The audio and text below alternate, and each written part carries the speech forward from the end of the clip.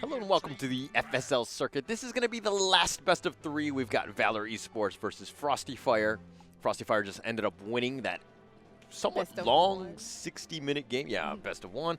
Yeah, I mean, against Steel Wolves, that one took forever.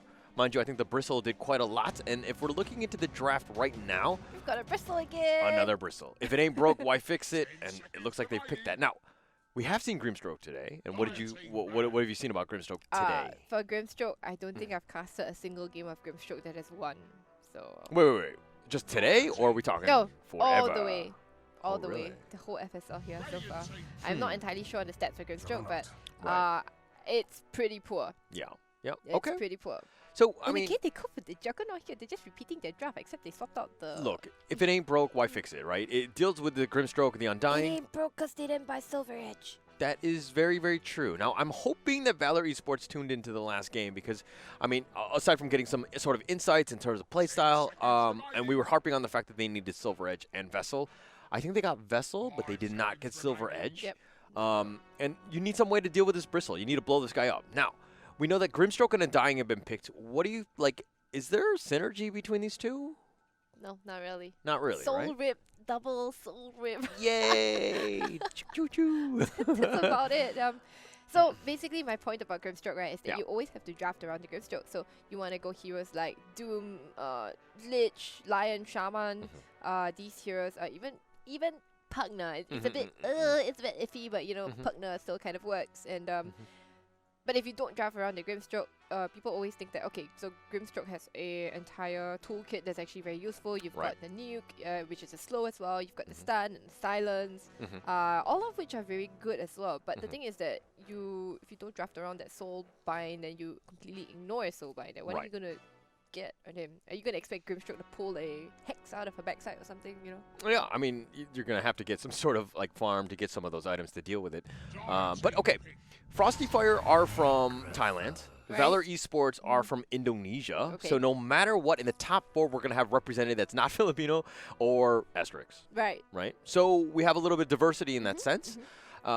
This series will decide who ends up joining us in Singapore. So, Right. That will be happening on the 15th and 16th of November. You know, when we fly all the teams in.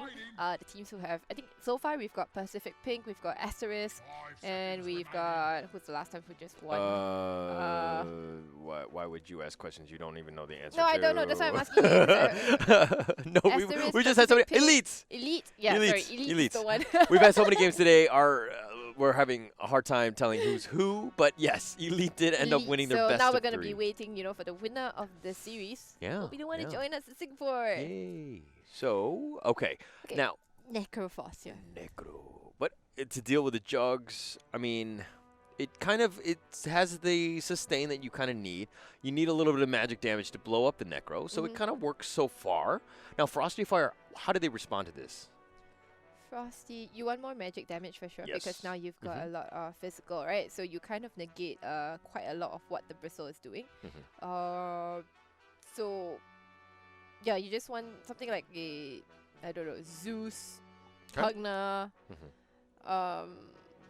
yeah, constant magic burst. Maybe even a Lina.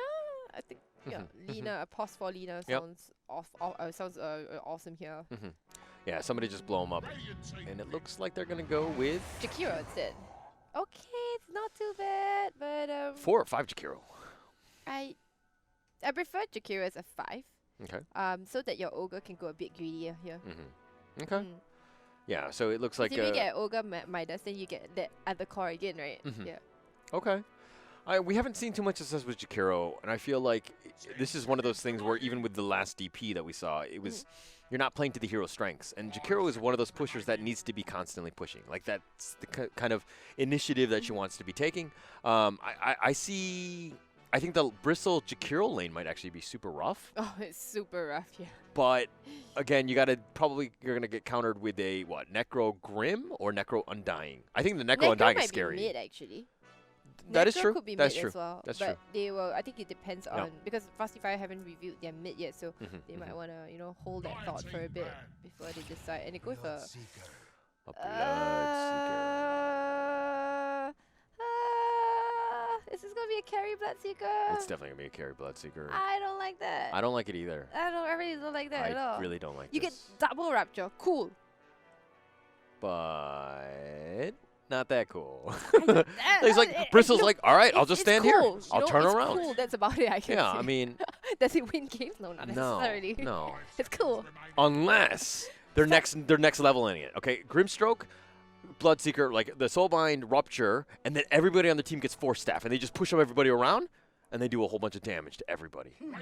No? Okay, it's probably not going to happen because that is a 6-minute delay. world. Okay, all right, Valor, I hope you heard that. It is not going to work. It is not going to work. But okay, but Soulbind into the Necro Reaper, the Reaper alt, that kind of works. Okay, kind of. And so like but Rupture, the thing is that Force. Necro Reaper, has Reaper. a very long cooldown on his ult. You know, it's no longer what it used to be. I know. Unless he rushes and Agonims, but Yeah. not But really. I think this is more of the fact of just how comfortable Valor is like an offlane just dealing with that Jugs. You know what I mean? Like at the end of the day, if you can decryptify yourself, Ethereal Form against the Omni, you're kind of set, right? So I understand it. You have Reaper to kind of cancel out the ult, the Jug spin. You have ways to kind of deal with that. But this Bloodseeker, man, I'm not buying it. I'm not buying the Bloodseeker either. I mean, sometimes you pick Bloodseeker to counter something like Slug, which I understand. But here it's like you're up against a Bristleback and a Juggernaut, and these are way harder carriers than you ever will be, you know, as a Bloodseeker. Sure, you run fast, sure, you can deal damage, but it depends a lot on the heroes being low, right? So, yeah, probably, you know, Bloodseeker could feed off the Jakiro and the Ogre, but those aren't your cores. Yeah. Oh, okay, but now we have the full lineup, right? Grimstroke, Soulbind into Necro Reaper, Rupture, Lina Laguna. Okay, there's Lina Laguna. Okay, now we have there some is a little bit more. There is a little bit more, but I just don't like this Bloodseeker pick. Like just this Bloodseeker. Like Necro is great, Lina is great. It's just. But what would you have picked instead then? Come from? What would you have picked? Centaur. Centaur? Centaur? But you as a carry? No. I could put the Necro off lane. You see. Necro off lane. I could put the Necro off. I want to put the Lina mid instead. Yeah. So then, what would you replace the Bloodseeker with the Centaur? A Centaur 1? Sorry, no, Centaur 1.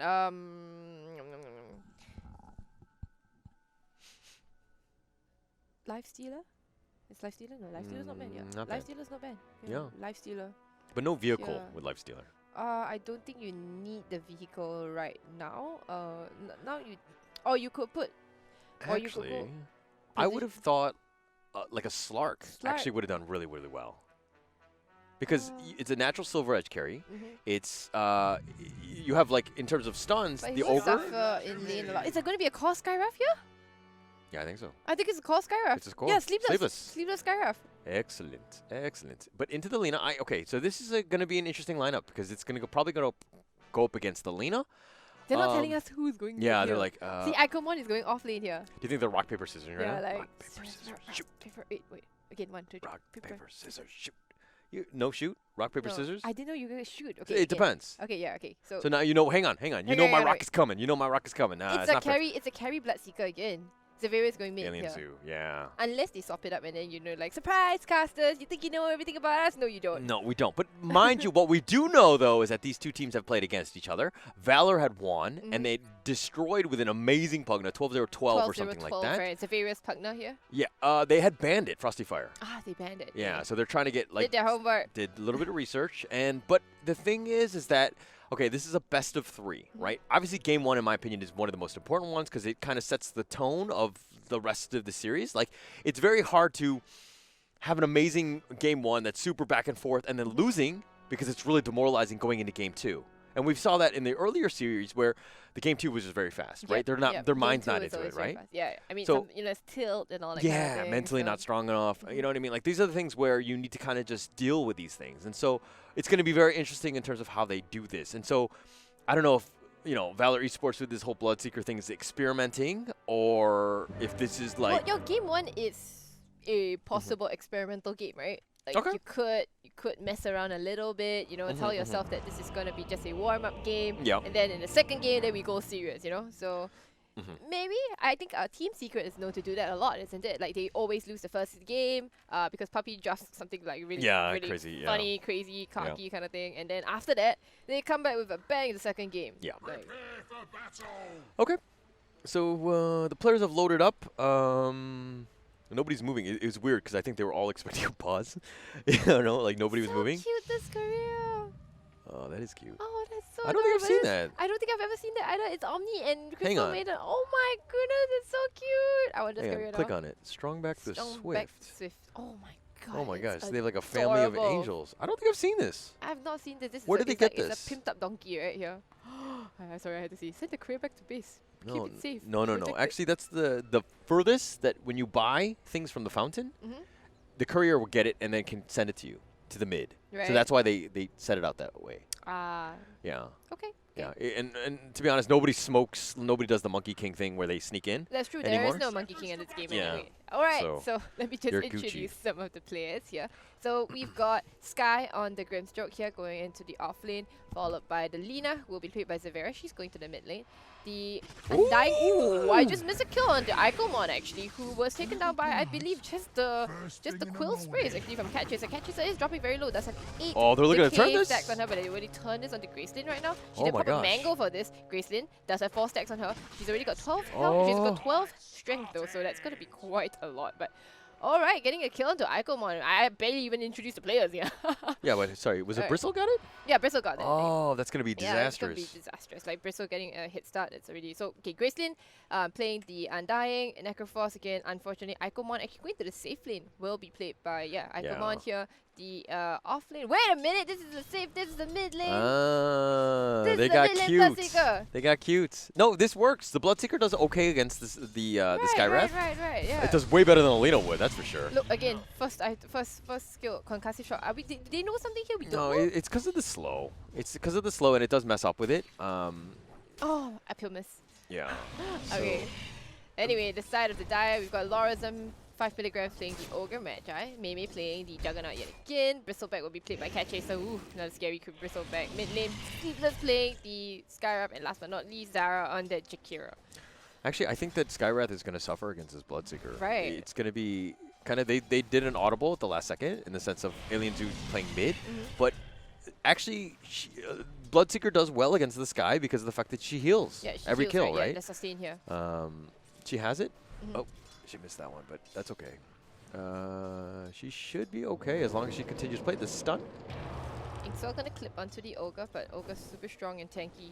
Doesn't have as many mangoes as I thought she would, but you know, went for the first point at the Bloodlust. Is this something that you go for sometimes? Yeah, sometimes. Sometimes, yeah, right, okay. Yeah, I've seen the Bloodlust first, just because it helps your carry to kind of last hit, kind of get in position. Right. But I mean, the Fire Blast is just so small. Like level 1 is not that great.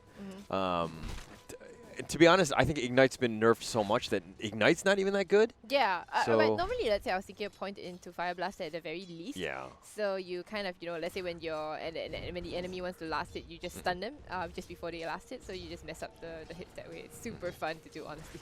Oh, Icomon taking a lot of damage. Does have a stick, and she should be building into the magic wand. So Yeah, and they're gonna get Cat Chaser, but with the quills. who's man. getting who? Yeah. Oh, the heal? Okay. So that's an interesting dynamic that they have. The Undying heal in addition to Necros. I mean, the amount of sustain that they can have. If Yeah, someone it's gets insane. Arcane Boots, Yep. that'd be great. Probably the Necro, right? Yeah, Necro could get Arcane Boots for sure. She's going for Midas though, I think. Oh no, she's going Treads, I think. Oh, Yeah. it's a Treads or Midas, I'm not sure. Yeah. Not too sure yet. I like it how she has everything queued up. She knows what she's going to buy for next year's Christmas.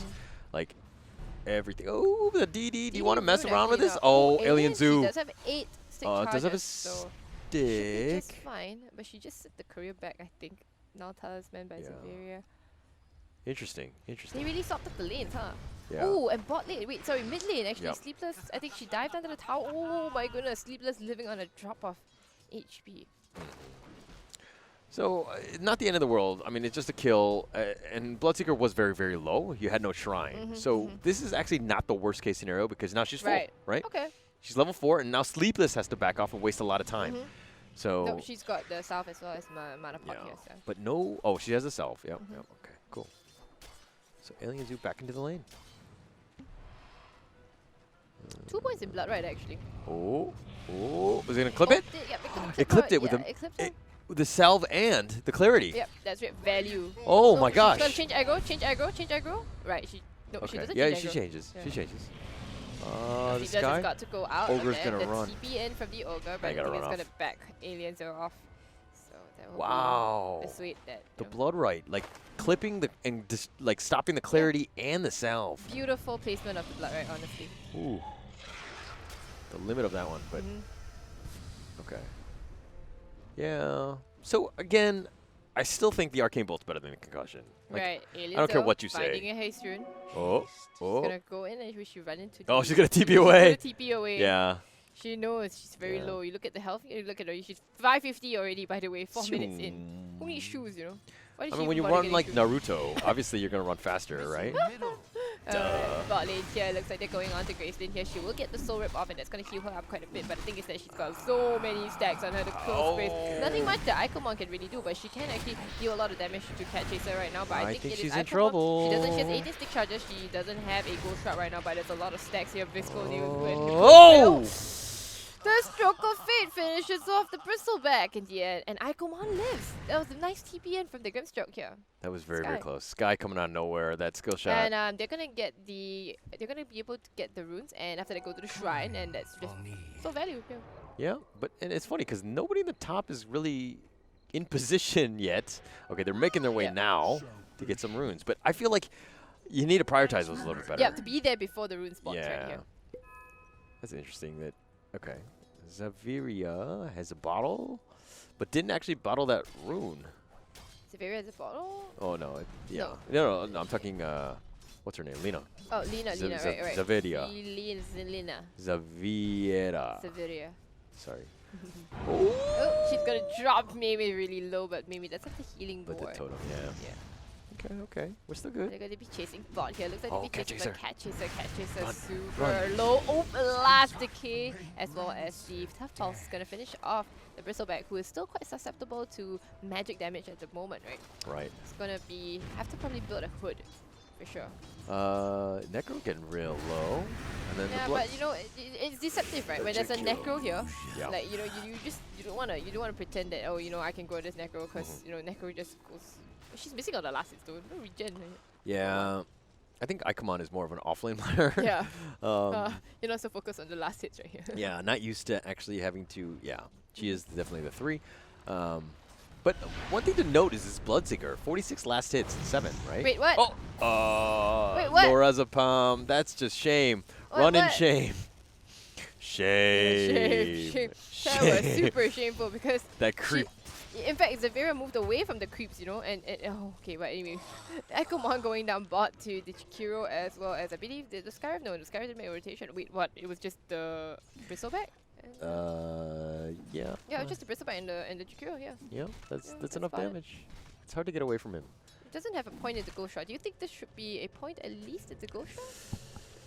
I think more so than the Heartstopper. I don't think the Hearts. Yeah, level 2. Alright, so at least 1 point to this so that you get the heal. But they're gonna run after this to run get up the Cat decay. Chaser. Yeah, Cat Chaser's dropping kind of low. The stroke of fate will slow her down. Oh, as well the as Ink stun! Swirl, but I'm not sure she's fast enough. Yes, she is fast enough right now.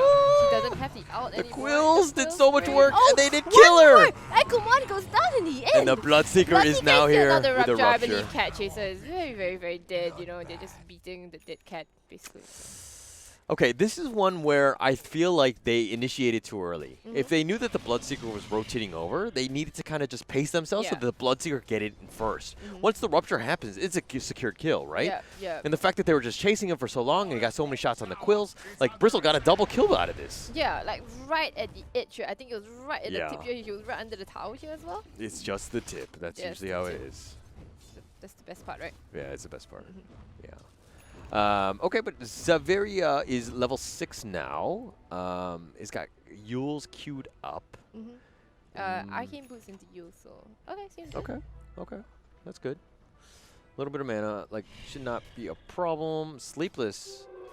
No mana though. Yeah, but Veil Going Veil first. No Radavetos, Yeah, none of that Aetos. shenanigans. Is that okay to go for a Veil first? You don't have that much lockdown, right? Changed it right when we said it. Oh, she changed it, right? Yeah. I mean, I think Veil is a good item, but just I think you need the Radavetos, especially if you're not going to go like boots or. There's no. Look at the disable on the side of the team. There's like an ice path and a ogre stun, right? Yeah, you don't have enough. Yeah. So you gotta respect the bristle, right? Like how much damage she does, and the fact that she's just so tanky. Like it's super annoying. Like the amount of regen, she doesn't have boots. She doesn't have boots, but she does have the ring of health right now. And now she has boots. Okay. They're listening to us. Yeah. I mean, the 12.2 health regen is just, it's pretty sick. It's a lot of regen. And the ogre, stacking? Oh no, gonna pull through actually, I think. Oh, okay. No, full, gonna connect full here. Oh, there you go. Beautiful, beautiful. Lowers a palm. Lowers a. Can we just call her Pam? Pam, all right. Pam. Pam 5 milligrams. Pam 5 milligrams. Nice. But the Grim is going to kind of move through. Okay. Got the stun on the right guy this time. Nice time, Pam. But in the end, it's the Ink Swirl that's going to clip onto Larez Pam or Pam the Gram. You're going to dissuade her from, getting onto... Oh, that's going to be... Oh, the Zaveria taking out this stack. Oh, there's got to be a fuse bed, man. Have you ever had the feeling when you stack like the Ancients and you do like a nice 5-stack for them and then you give it to all the enemies? Yeah. Yeah, that has happened. That has happened. Or we've seen... And then basically you go like, I'm never stacking again in my life. Yeah. Okay, the Cat Chaser going down at Bloodseeker again to Bloodseeker, who came here, but now going to be chasing down Zara. Zara's going to get the dual breath onto her, but it's not going to save her life. Yeah, you can't run from him. Yeah. It's very funny sometimes. Like, ooh, there's going to be a regeneration rune again. So sometimes, right, you have the Bloodseeker. I've seen this before. So my carry was the Bloodseeker, and then he was chasing after a hero, right? But then we killed off a low... We on the other side of the map killed off a low enemy. And then suddenly the Bloodseeker couldn't chase anymore. Yeah. I've seen that. And then we're like, well, I mean, what were we supposed to do? Not kill the guy? Yeah, you're supposed to wait, for the Bloodseeker.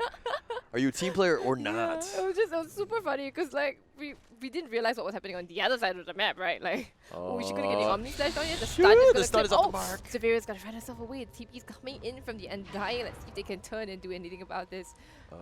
They do have the vision expired. Sorry, they got a reward. Oh, beautiful reward. Okay. Nice no placements. Cardi. I saw what you wanted. Yeah, I know Cardi wanted it too. Yeah. He's going to fight for it. But, okay, I mean, Jug's very obviously there, just tries phase boost and try to get an Omni off, but Zaveria, just understanding the situation, was able to run away. Now, the stun coming from the back end, this should be enough, but there's too many creeps to get the Omni. Now, the stun is going to come out. I know she's going to get the Omni. Zaveria coming in, but there is a Tombstone coming out as well, so it's going to probably... Nope, it's going to go back. Not enough. She's going to run towards the creep wave. No, it goes towards Graceland instead. And Zaveria lives. The spin. Oh no, Mimi is going to be ruptured up right now. It goes down. Alien, so with dominating double kill. So we doubted this Bloodseeker, but mid-Bloodseeker, it still works out. It worked out because of the fact that they picked the Sky. Yeah, the Sky. Right? Yeah. That dominated the lane, and so now Bloodseeker has this amazing lane, and it's going to have a good game because of that. She feasted off of the Sky Wrath, right?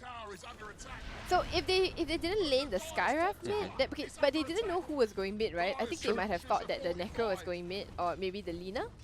Right? So, you never thought that the Bloodseeker would be the one mid here, so but maybe you pick a safer laner, safer mid laner, somebody who can actually deal with like maybe all three instead. Yeah. You needed somebody a little bit more well-rounded. I think Sky was very a niche pick. Yeah. And they were trying to get cute, and they were like, this is definitely a Lina.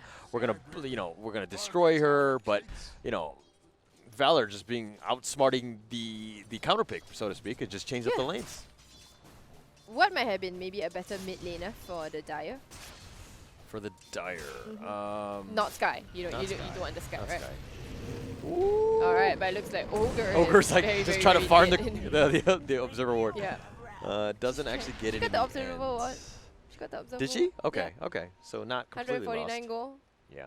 Okay. Okay. But she gave away 178 in the meantime. But you gotta do what you gotta do. Okay. But back to your question, I think something a little bit more like a tankier one, maybe like a DK or something, like a DP maybe. OD, yeah. I mean OD, I don't know. Ooh, they're gonna drop the Mystic Flare down here onto the Bloodseeker. That's gonna be a big kill going the way of Sleepless. Already had the Rod of Aetos and showed up big with it. Yeah. Okay. So if they can make some sort of push, they got the Jakiro in position, they should be able to take this T1. 32 more seconds on the Bloodseeker to come back, so you do have some time and space, so to speak. But that's one way to deal with it. Yeah. D-pushing with a whole burst damage. 4 points to stroke of fate. It's a lot of damage, but okay, now Catchers are completely TPing out. Bloodseeker's going for a BKB. Is this the item to go for? Do you not want to go for a maybe Midas or okay, buy Yoga Club anyway? the Yoga X. Yeah, no, I think the BKB has merits here because the Sky, Jakiro, Ogre, like all of these guys who are looking to stun you and to kind of just burst you down can't do that anymore, right? And so the Bloodseeker can run at you, and you got Rupture, right? Like you rupture them, like what are they gonna do, right? So I'm okay with this item, especially with drums. You have the stats to actually do damage. Okay. Yeah. And I mean, you just wait for the enemy team to get low, right? I mean, easier said than done, right? But it's funny because usually when you're up against the Bloodseeker, the enemy team, you get like a lot of healing heroes, like the Omnis, the Necros. Okay, but mid lane actually, they're going to be taking out the Undying, who just stepped one step forward too far. Sorry, I was going to look at bot lane actually here. They were chasing down Ikomon again. Ikomon does have his Ghost Shot, is holding it with the TPs coming in. Grimstroke is going to dissuade the Bristleback from diving any further, so that will be it. Okay. So Catchaser having not as good of a game as last game, but she's still respectable in the sense that the damage, right? She can use like Alien Zoo running away from a level 10 Bristleback, right? Showing some sorts of respect. The thing right now though is that you haven't got the runes out of it. I think that she needed to nobody got the one here. Okay, Ikomon's gonna get the first. Wait, no, I think Zavira got the bounty on top already. So that's kind of nice. So it's 2 apiece, I think. 2 apiece, yeah. Okay, so Undying here, through it all, like, it doesn't seem like a lot of, like, the T1s are still up. I feel like this game is going to go a while. Oh, okay, the T1 top is bound. Right, mid, they're going to try to go on the Catchaser. They do have the Inks on the Alien Zone, but it's a beautiful Ice Path that's going to take out the Bloodseeker from the game. Sleepless dominating right now. Now looks to be chasing for more. Catchaser going in deep. They're going to go for the Tombstone first because it's going to be dealing a lot of problems. They're going to hit down the Tombstone. The Soul Rip is not going to take them out, but the stun from the Lina is going to put them down. Can they take down the Bristleback? No, the Bristleback is not enough. Ikomon doesn't get the heal off. They do get the Grimstroke out on him, but it's only onto 1. Can he really stop him or anything? She's pretty low. Yes, the Lina is going to take her out in the end, and that's going to be a 2-for-1 trade. They take one Bristleback kill. Do they get any more? Did they get a tower trade? But a Bristle for the Bloodseeker and the Necro, not a good trade. And he's the Skywrath. And it looks like Skywrath is going to go forward anymore. No, not enough damage. Silenced up. And she's just going to take out the Phantom Embrace, and that will be the end of the fight. I feel like Bristle was in a bad spot. Like, you needed to stay closer to the entrance, to the top, as opposed to going all the way up and dealing with that Tombstone. Right. Like, she should have been, it's hard for me to... So it's not, the Tombstone was over here, right? Okay, so she was right here. Yeah, she should be close to the river. Okay. Yeah, I think the positioning was a little off. But maybe also you don't need to worry. As a Bristleback, like, at this point in time, it's not your job to take down the Tombstone yet. Yeah. Maybe later on when you're stronger, you know? But like, you're gonna have the Sky or the Jakiro do it from afar? Like, yeah, they were doing it from afar here. Actually, they were doing pretty okay over here. It's just But I mean, he should have just been closer where that ward is, right? Yeah, and then just hit it and then just back off, and then constantly, like, she's frontal facing too much. Right. She's soaking up a lot of damage from the front. You wanna bristle back, right? Not bristle front. Bristle front is Mars actually, so. Bristle front, yeah, I miss him. Actually, we haven't seen too much of Mars lately. No, not too good. Oh, they break the smoke actually with Sky, who is farming in jungle. I think Mars, the cooldown is just too long, and it's the damage is just too random. Okay, yep, all right. I mean, but it's just so much fun, the arena and everything. That is true. Oh, she has boots. Skywrath Mage, this is weird. Boots of Travel, probably bought the recipe first too. New meta. But okay, Bloodseeker, what is the next item you go? Like, I thought that somebody would go Silver Edge, and it still doesn't have BKB yet. Is this the right call? I don't really know, honestly. Okay, I mean, BKB is alright, but like, somebody it doesn't deal with the Bristleback, right? It deals with the Skyra for sure, yeah, cool, but that's about it. And now they look to be trading towers here. They're going to be trying to take this mid tower while the rest of the Radiant are going top lane here. The T2 for the T1. Oh, the TPs are coming in. Blood right. Blood right in. So Severa is going to come in here and they're going to like cat chaser in the background actually. They're going to take down Gracelyn on the Undying immediately, but the Undying not really living up to the name. Oh, Rupture, but double Rupture as well, and a double Laguna as well. And they're going to double Reaper Scythe as well, but cat chaser's not going to drop, but she's going to drop to the Rupture. Whoa, now the Omni Slash is not doing too much. She's going to take down Sky in the end at the very least. But now Mei in a slightly bad position. Now Skyra's going to try to cut out the Frostfire is going to catch him out. Blood so right. they're going to run down into Blood right. It's going to find the Jakiro in the trees right now. Alright, okay, so I think the Bloodseeker doesn't care. Zevira is on a killing spree. And Elizo's going to try to TP herself out right now. Can she get out? Yes, she does! Oh my gosh. So we saw it. That was the Wombo combo. That was the Wombo combo. The Blood right, Laguna, Rupture, Reaper. Yeah, Reaper, everything, yeah. Everything in their mouth. I think even the Undying No, the Undying didn't. He's the only one. He's the only one that didn't contribute. Reported. Like you had one job. But they did it. That's if they can do every team fight like that, they're Gucci. Yeah. Oh, that was brilliant. And I think also they caught onto, like, you know, the Grimstroke out was onto a very key hero, right? The Bristleback was the one, right? So, yeah. I feel like when the Soulbind first happened, the Bristle and the Ogre, they were like, they didn't know which way to go. Yeah. Like they went in different directions. I think they just stopped. And they just set it up for everybody else. And it was just Wombo combo. Right. Wow, that was amazing to watch, honestly. Yeah, you don't see that every day. Yeah, this is the power of the Grimstroke, right? Like, you see when you draft something around his ult, that is just so amazing. Very double nice Laguna, double Rupture, everything. My goodness. So, That's such does a a good fight. Vessel, Sky. So actually that can really mess with the Bristle. Yeah, that's right? good, that's good. Vessel's It's one of the deceiving. ways. Yeah. One of the ways that you can deal with the Bristleback for sure. Bristle is definitely not as tanky as she once was. She's going the same item choices though. What are they trying to do? I don't like it how I don't Gracelyn is know, in yeah. the lead. Because she Grace doesn't is have any not super catch. strong, right? Yeah. She doesn't have even her ult. Stun? Okay, it catches up to the Scarab actually. Will they be able to stop the Scarab? Ooh, No, the Mystic Sleepless Flare! move out of there actually. Okay, they do take down Sleepless, a dominating kill streak. Rupture. Now he's going to Rupture, it's going to go out as well. But it looks like, oh my goodness, they find the ancient stack over here actually. Wow. And now they're going to be chasing down for Cat Chaser. Can they catch any more? Stroke of Fate is not going to slow anybody down. I think they'll go back and finish up the ancient I actually. think Sky's got to buy back for this. Look at this! This Oh my god, money, ginormous tasty stack of Oh, ancient. Yeah, I didn't delicious. even notice this ancient stack. It was meant for the Bristleback, I think, and now it's going to well, the Radiant. They won't finish up. They'll leave a little bit more. Well, it's going to go the way of Undying. It's a lot of money. That was a huge swing. Can we see the net worth chart? I think that will. Yeah. Okay. Not super, but this is just the ancients alone. Yeah. So Okay. that's pretty big. Okay. Oh my god, Bristle's Cat like- Chaser. Where my stack now? He's like, support. Did you even stack it? Did you even stack it, Ogre? Jeez, you had one job. Oh 2 my hits, no gosh, brain. Ogre. Okay, but Cat Chaser's Does here. she get the deny? Oh no, she doesn't get the deny. Okay. Still very close. It's a 50-50 game right now. I don't think there's any team that really has a huge advantage. Because, I mean, Alien Zoe is your one, so to speak, right? And Lina is probably your top 2 in terms of cores. In terms of itemization, like Radiance, still far away. I love the Radiance and the Bloodseeker though. I think that's the way to go. It's just that it's a question of whether she can actually get there, right? Bloodseeker's a very snowbally kind of hero. If you don't play it well from the back, right? Yeah. Okay, so Yule's coming up on the Lina. Oh, but my Yule's issue. into Aghanim's? Is that cool? Who's gonna break the Bristle? Maybe they just count on Laguna slicing through him because it's gonna be pure damage. But I mean, the tankier and the more items he gets, the harder it's gonna be. You need to guarantee that he doesn't get the Bristle back. Right. And Bristle has Pipe. This is a great item. I think there's a lot of magic damage. There is. Yeah, Pipe already. I wonder if any of the cores, like Jakiro or something, gets a Glimmer, because that does really well against like. Dual Scepter for the Jakiro. Yeah, that works okay. But I'm just wondering if there's like more of like a save. Like you see the Reaper Scythe coming, and then you can Glimmer off of it, and it does like next to no damage. Right. But Necrophos here with a unused Midas, and it's killing me.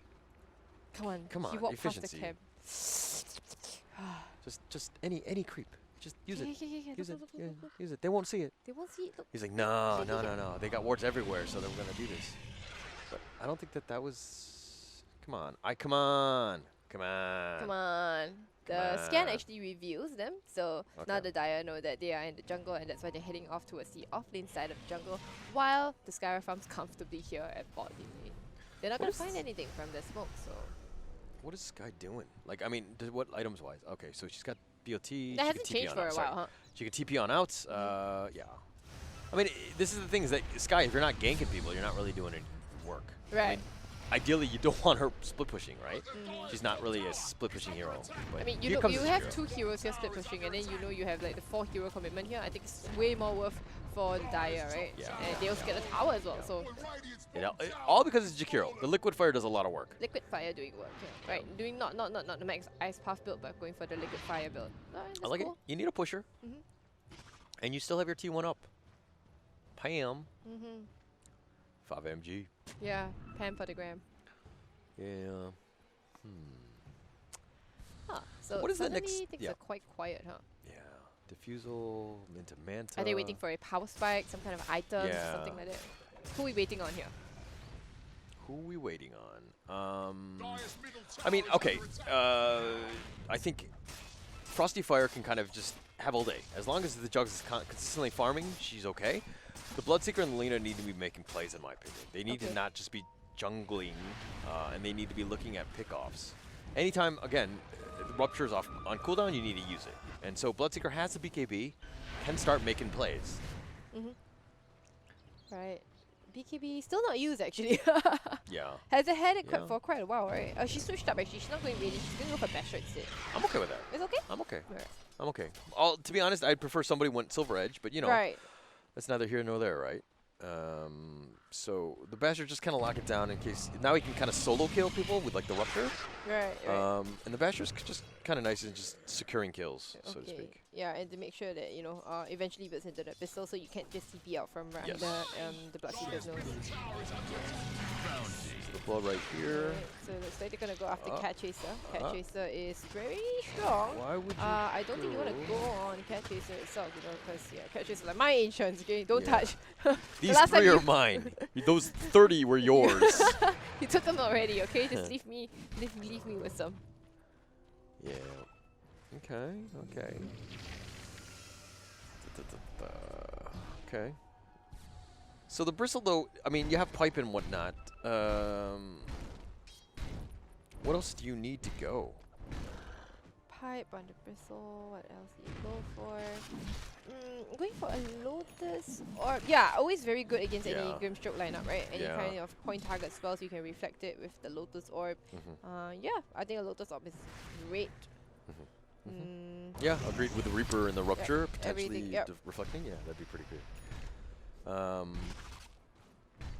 But does anyone go Roche anytime soon? No, right? I think they're looking to pick off somebody first before they go Roche. Okay. Yeah. Juggernaut is not quite there yet. I think maybe once he has the Manta, maybe? Yeah. She's top on her team, but she's definitely behind the Lina. What does the Lina have? What does the Lina have so much farm, actually? BOT, almost travel eggs. And eggs already. Just needs to deliver it out already. Oh my goodness, this Lina. Yeah. 1.3k net worth, the highest net worth in the team, in the entire game, actually. Yeah. But if you notice after the Lina, right, they're all actually pretty close. They're all 11k net worth, you know? Yeah. Right. Oh, that is crazy. Close. Yeah. That is crazy. That's actually how tight the game is. And right now, at 26 minutes, it's less than 1k net worth lead. You see what DOTA has to say? I think it's pretty close, right, in between the two. Oh, wait, it's not? Yeah. The Dire have a Thanks for letting us guess. Duh. Oh, sorry. Because it's if you look at towers. Right. It's the strictly towers, towers. right. Okay. So basically, DOTA will side with you if you push towers. Actually, like I said, that the towers are equal, so that's not the reason. Oh, okay, wait. Towers are the towers are equal, like perfectly equal here. Maybe because they have a Jugs and the other one has a Bloodseeker. Maybe DOTA. Yeah, Plus I mean, I like Juggernaut way more than Bloodseeker as well. I do too. Yeah. So gonna be smoked up here on the Radiant. They're gonna try to look for somebody else, but they may jump up into Juggernaut actually. Farming up here on the high ground here. Will they be able to find the Juggernaut whatsoever? The smoke does break on the Lina. Gracelyn walks up to the high ground. They don't find anybody actually. Now I think this is gonna be a big fight. It might break out here in the Dire jungle, but they are backing off actually. So that will be slightly anticlimactic. They don't see them still. No scan to be used. The scan was not used. Sorry, not that the scan was not to be The ward spots them out in the end, so they're gonna retreat back to the offlane jungle. That was a smoke for nothing basically. So Yeah. a little bit of wasted time here. They're gonna de-ward this. I mean, they got wards up. They got a little bit more map control. Not the end of the world. I mean, some of the warding that they have is pretty aggressive. Yeah. And they do have a good idea of where they can be, right? So they've kind of covered the bases. They know, if you're looking at the vision itself, they know that they have to be in this area. Right. Okay. But okay, the little push to the mid.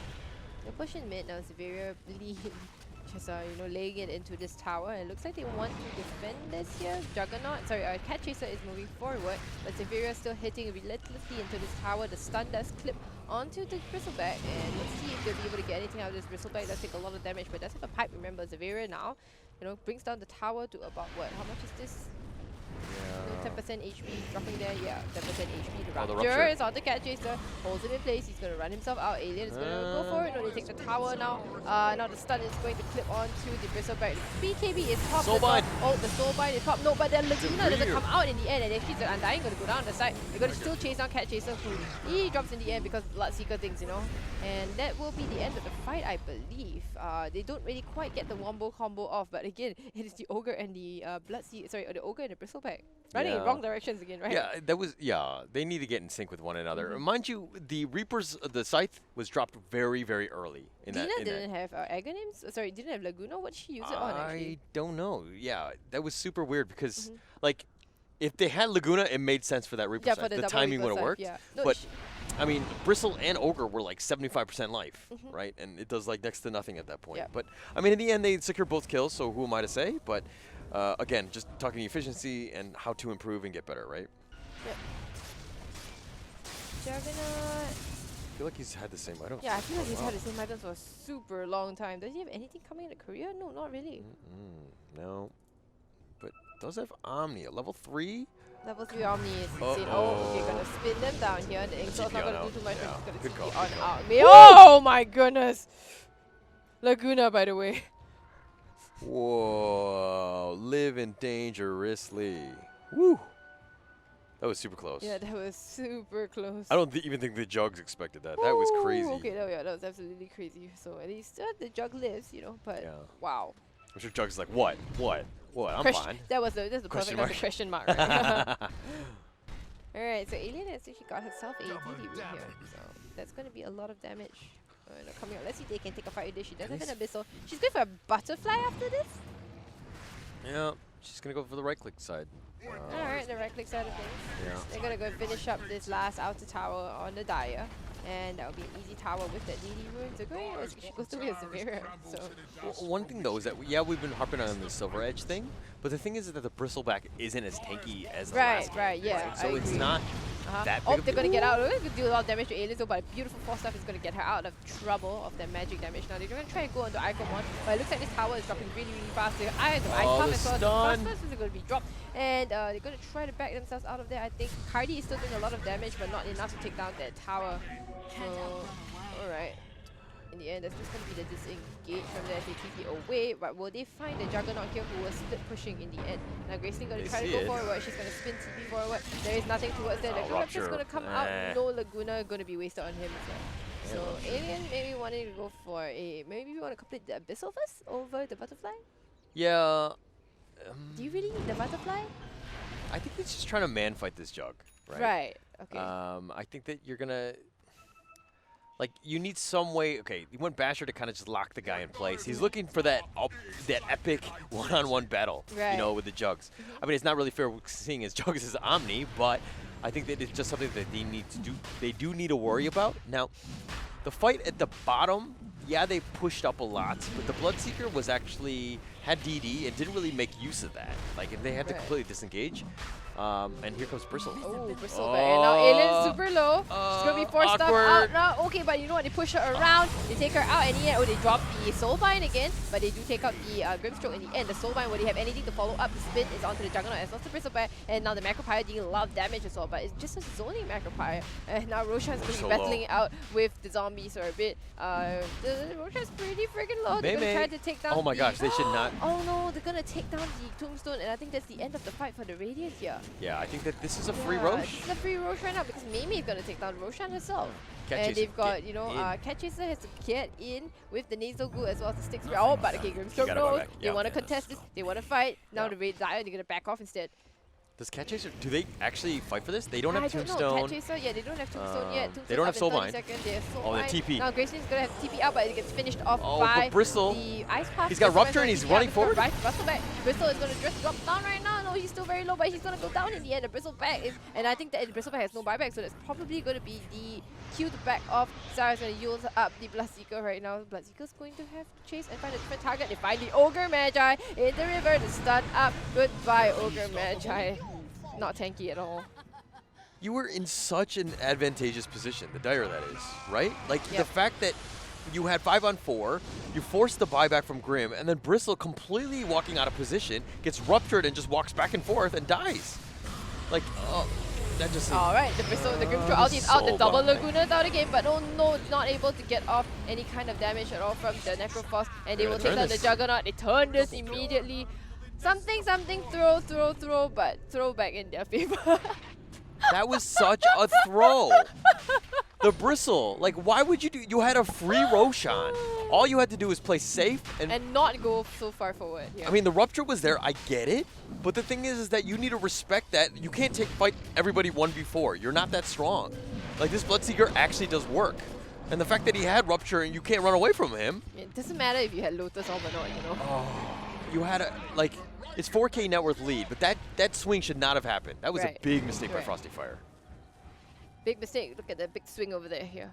So Okay. They're like, we can end this game at 50 minutes. But no, we're going to go to 65. We're going to throw the game, we're going to make mistakes, and we're going to make it fun for all the viewers. We only potentially have 2 more games to go. Yeah. It's just yeah, 2 games. Yeah. Do we want to go the distance? Let's go the distance. Right. Oh my goodness. Okay. Very bad. Very poor. But how... I mean... What is up with Juggernaut's items? Oh, she finally buys something here. Look What at did she that buy? change. What did she She buy? bought a Yasha in the end. Oh, okay, okay. I've been waiting so long for the Juggernaut's items to change, actually. In Mei Mei's defense, she was doing a lot of online shopping. She was doing the research to make sure that the Yasha was the right choice at this point. Okay. She was going to go Manta. I mean, she did in the end, but she will be. But she's still a ways away. But I think it's because she went the ultimate orb first, right? Like, Yeah, I but think she held it for so long, Yeah. and she had the ultimate orb, and that was it, basically. So I was waiting for her to buy the Yasha. She had, like, you know, money to buy at least the Blade of Alacrity, but she didn't for the longest time. Yeah. And again, it gives me anxiety when people hold on to their money this way. It doesn't collect interest, guys. Yes. Yes. Okay, but Jugs is, what do you think? Plus 100 Blade Fury DPS or plus 10 armor? What do you usually go? I really don't know if the armor is going to save me right now. I mean, honestly. it's okay, because I think that he's looking at the Bloodseeker as his biggest opponent, I would say. So who's going to be looking to right-click, right? Right, okay. And the Blade Fury DPS, I don't know if it's amazing. Like, That's when you go to Magic Juggernaut build, you know. yeah. Well, they Yeah. do find the Juggernaut here, actually, but he's going to spin TB out. Reaper, It's not going to interrupt anything. Actually, oh, you interrupt 3 and they take down Mimi in the end. The Reaper. The Reaper stops. interrupts, right? Yeah, my bad. BKB piercing, yep. But and through I that out, knew the that it Laguna pierces as well. the BKB, but I right? didn't know the Yeah. stun actually Yeah, interrupts, yeah, it stops. There's that, there's the Winner's Curse, there's Right, Purge right, goes right. through BKB, but it doesn't, the demonic No, it Purge? doesn't stop. It doesn't stop Yeah, though, it doesn't yeah, stop. yeah. Yeah. Alright, so this Juggernaut did for 50 seconds or so. Will this be the cue to go high ground, actually? You have to. You have to try? Yeah, I mean, you slow siege it. You Right, don't Zaviria, overcommit. right? Zaviria can siege it. Yes, you do not overcommit. That is the biggest thing, and then we've seen a lot of mistakes because of this. Is that high ground is a whole nother ball game in terms of how you do this properly. Yeah, okay, lots of damage coming out. They put the Soulbind onto the Bristleback. It's going to be just as a Bristleback. Wait, there's a Silver Edge on somebody, actually. I just heard it. And right now the Rupture is going to go on to the Bloodseeker as well. They're going to go forward. The Bristleback is taking a lot of damage. Was she going to go down? Yes, it is the Laguna Blade who is going to take down the Bristleback. And now they're going to try to back themselves out. I think Bristleback does have a buyback. Juggernaut is up in 10 seconds. Will they be able to do more damage to this tower? Bloodred just go down. The Atos onto the Bloodseeker, but 4-staff out immediately. The Ice Path is dropped, but to no avail in the end. And now Zavira taking a lot of damage. She's going to be going down. No, she's still going faster than ever, beating down onto this tower. And Dire Structures are finally fortified. They managed to beat out the fortified. This is the cue to hit back. Icomon 4-staff forward. So will they be chasing even more? They need to get somebody. Wants to go. She's going to go forward. Atos forward. The 4-staff forward again. Wrong way. But oh no, she's 4-staff into certain death actually. But they will take down. They will take down the Skyhive as well. No, the Sky is going to go down to the Bristleback. Sorry, now the Bloodseeker is going to respawn again and come out with Avengers going after Zara in the end. Will she go down? Yes, the use. Okay, beautiful Ice Path coming out. But she's just going to run after the Bristleback. And now Lina still trying to run herself away. BKB up. Going to stun, but no, the stun's going to miss. She's going to run forward right now. And now Grace. Oh, no stun. Oh, no. Atos. No, but the Mystic Flare's off the mark. Mystic Flare's off the mark completely. And now Mimi is spinning out right now. She's going to get bashed immediately. She's not going to be able to TP out. Remember that Mimi just respawned. Oh no, Juggernaut is going to go down in the end, but Juggernaut does have a buyback this time at least. And now they're going to go for the Skyrife right now. Skyrife was waiting in the in the high ground right now. Now it's Alien going to go for more. Zara is back here right now. Okay, she's going to BKB and she's going to go for any more. She's going to blood right out, but she's going to TP out in the end. My goodness. That was pretty back and forth. Now, in the very, very end, I don't think that Jug knew he couldn't run away from the Bloodseeker. Maybe he could have TP'd. I don't know if the cooldown was on. Sorry, can we click on the Jugs real quick? For cooldown. Okay, so it was definitely on cooldown. She had really no outs in terms of getting away from the Bloodseeker, so she just turned around and fought. But that said, what, 5 for 3 with 1 buyback? I think that was also the Aegis. Yeah. So I mean, the big thing though is that the buyback from Sleepless. I think that we're seeing just how easy she falls to the lineup of Valor eSports. Yeah, for sure. Does have sheep though. Wait, who is the one with the Silver Edge? Bloodseeker, the Silver Edge. Yes, we talked about that here. Silver Edge. Because I heard the sound of Silver Edge and I was like, wait a minute, who has the Silver Edge? Whose items have I not been watching? Thank you, Bloodseeker. Yeah, thank you, Bloodseeker. Alien Zoe, you have my MVP, vote. Yeah, you the real hero here. I mean, the Basher, the Silver Edge, she can fight everyone. She's not afraid. So we kind of pooped on the Bloodseeker a little bit, huh? But Bloodseeker showing up big? Yeah, showing up big. I mean, again, a lot of things went right. The pick in terms of laning stage, the laning phase and everything. And the fact that she's playing like Bloodseeker should be, right? She's getting ganks, right? She's forcing the Bristleback to have a bad game because he wants to run in and out. Can't run anywhere when you're ruptured, right? And the fact that the Soulbind is there to just help with this wombo combo that they've got going. So good synergy. You look at this Grimstroke will be pulling a Hex out of her backside for sure. On the way. Already has the Mystic stuff. All right. Jakiro with Eggs. Jakiro with Eggs. I think I just saw that. Yep. Oh, Jakiro with Eggs. Okay. Okay. All right. Sure. The duration is quite long, I think. It is long. Is it 10 seconds but only? I think it's more than that. I feel like she should have gotten like a Rod of Atos or something. Yeah. And you know what I mean? More lockdown, more... Because she hasn't really been hitting her ice bats. If you notice in the team fights. Yeah. And I mean, long range lockdown is always just very good no matter what, right? Okay, Ogre has a Midas as well, so it's going to be quite happy about that.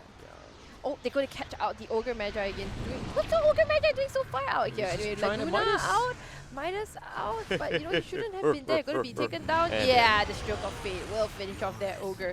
2 hits, no brain on. Really shouldn't have been there. Ogre does have a buyback though, so that's going to be nice, but they're going to beat down on this tower. Ogre, do you want a buyback actually? Juggernaut is still not quite with them actually. Juggernaut is still pushing it. Will be TPing back in the end. Whoopsie camera. Alright, Catchaser going forward, gets clipped by the Lina stun in the end. Now the Bloodrite is going to try to dissuade them. Oh, but they go in the backline actually. They're going to catch out the Verb. They're going to catch out the Necrophos, the 4-star away. You're going to be fine. Rupture! Oh, a Rupture, but a double Rupture into the Lotus Orb as well. And that'll be the Undying Dead. Now Bristleback goes down as well. And they're going to drop Reaper Scythe. The Reaper Scythe onto Juggernaut dead for a very long time, 130 seconds. Is he going to buy back at all? But in the end, oh, it is the Bloodseeker that does go down. Zavira, the only one living right now. Zavira going to run out of there. She's going to TP out. Will they find her in the end? No! Yes, they use up in the end. Zavira is going to go down in the end. Ice Path will go 4-step forward. She's going to be hexed up and then she's going to go and join the rest of her teammates in the grave. Zara with an ultra kill? We were just commenting on how she was like no impact and then she gets an ultra kill at 42 minutes. Wow. But there The was a lot turnaround. of buybacks actually. We've got Zara. I think who got back as well? So Just Cat Cat wait, Chaser. just Cat Chaser who Just got Cat back. Chaser. No, it was. I thought it was a bad fight because the jug went down, Yeah, and then the all of a jug went sudden down, yeah, they but killed everyone. Like What? the Jakiro, like the macro pyre, just the work. Like it's really like you underestimate it, and the Ags is kind of like, wow. And I think Zara Cat got the Chaser, Ags Cat now? Chaser with the Lotus Orb, right? She's reflecting so much of the damage. Yeah. And I think that's what honestly brings her low. She's like, you know, you want to hit me, right? I'm just gonna, you know, let you hit yourself back again. Right, right. Oh, And they're then not this is buying back, I think. Now they're gonna wait for Severe to try to force stuff in forward. okay, but here's the thing: is that the Lotus. What the biggest thing is that you actually have to think about when you cast spells now. Yeah, you have You to can't think just carefully. shoot Yep. them willy-nilly, Yep, so yep, to speak. yep, yep. And so you had to be very, very careful, especially in that last fight, because that completely turned around because of that. Jeez. Cat Chaser with the plays. Yeah. This Lotus Orb is that singular game-changing item here, isn't it? Yeah. She got the Lotus, the Reaper Scythe and all that kind of thing. She reflects all of these here. She got, because the Soulbind happened, and then everyone is like, oh, okay, we can just wombo Let's combo. just dump But then the everything on Lotus the- went yeah. up, and it was just like, shields up, reflecting everything.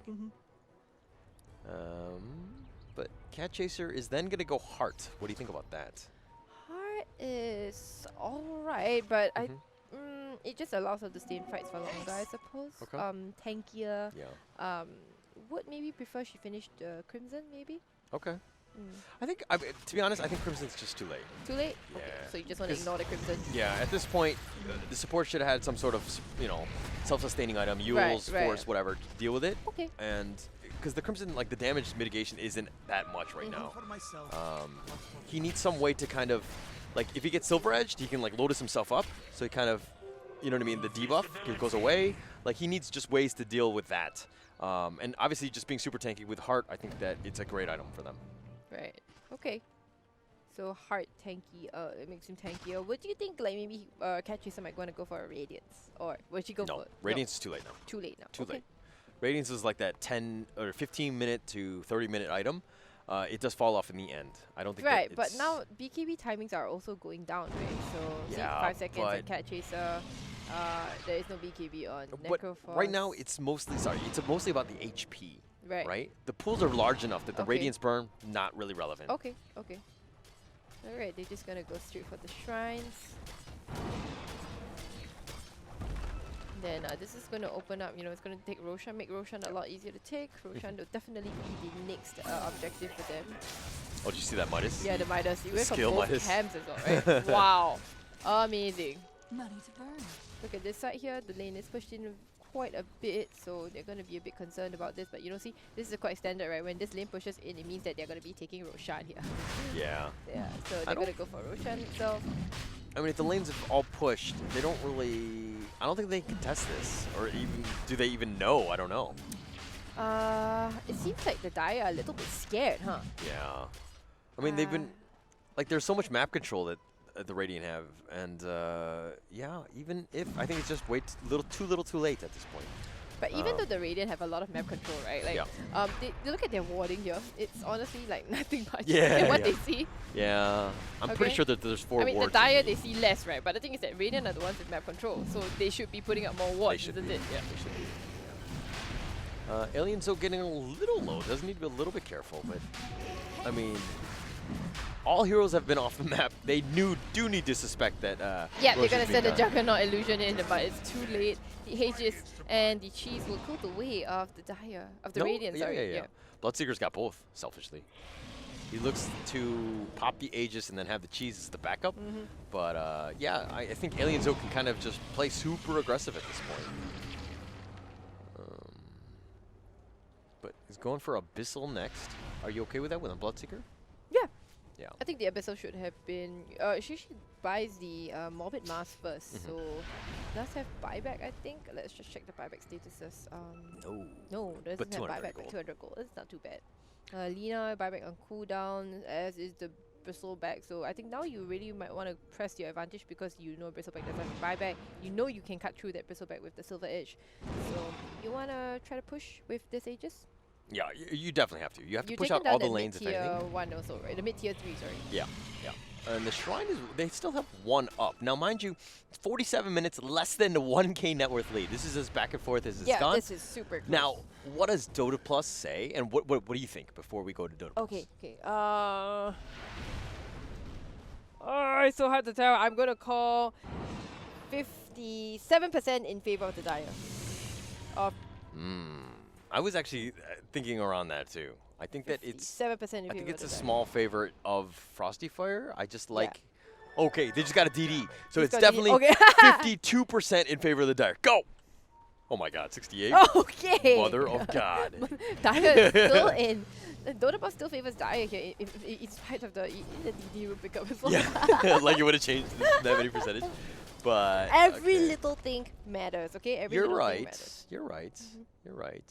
But I mean, they just gotten Roche. They got, you know what I mean. They have Aegis. Like I thought that the favorite would have been in for the Radiant, right? Yeah, I thought it was in the Radiant Like also. why but, so high? I think it's really just when you measure the Juggernaut and the Bloodseeker, it's not the best yet. Is it okay? Can we see the net worth, the distribution?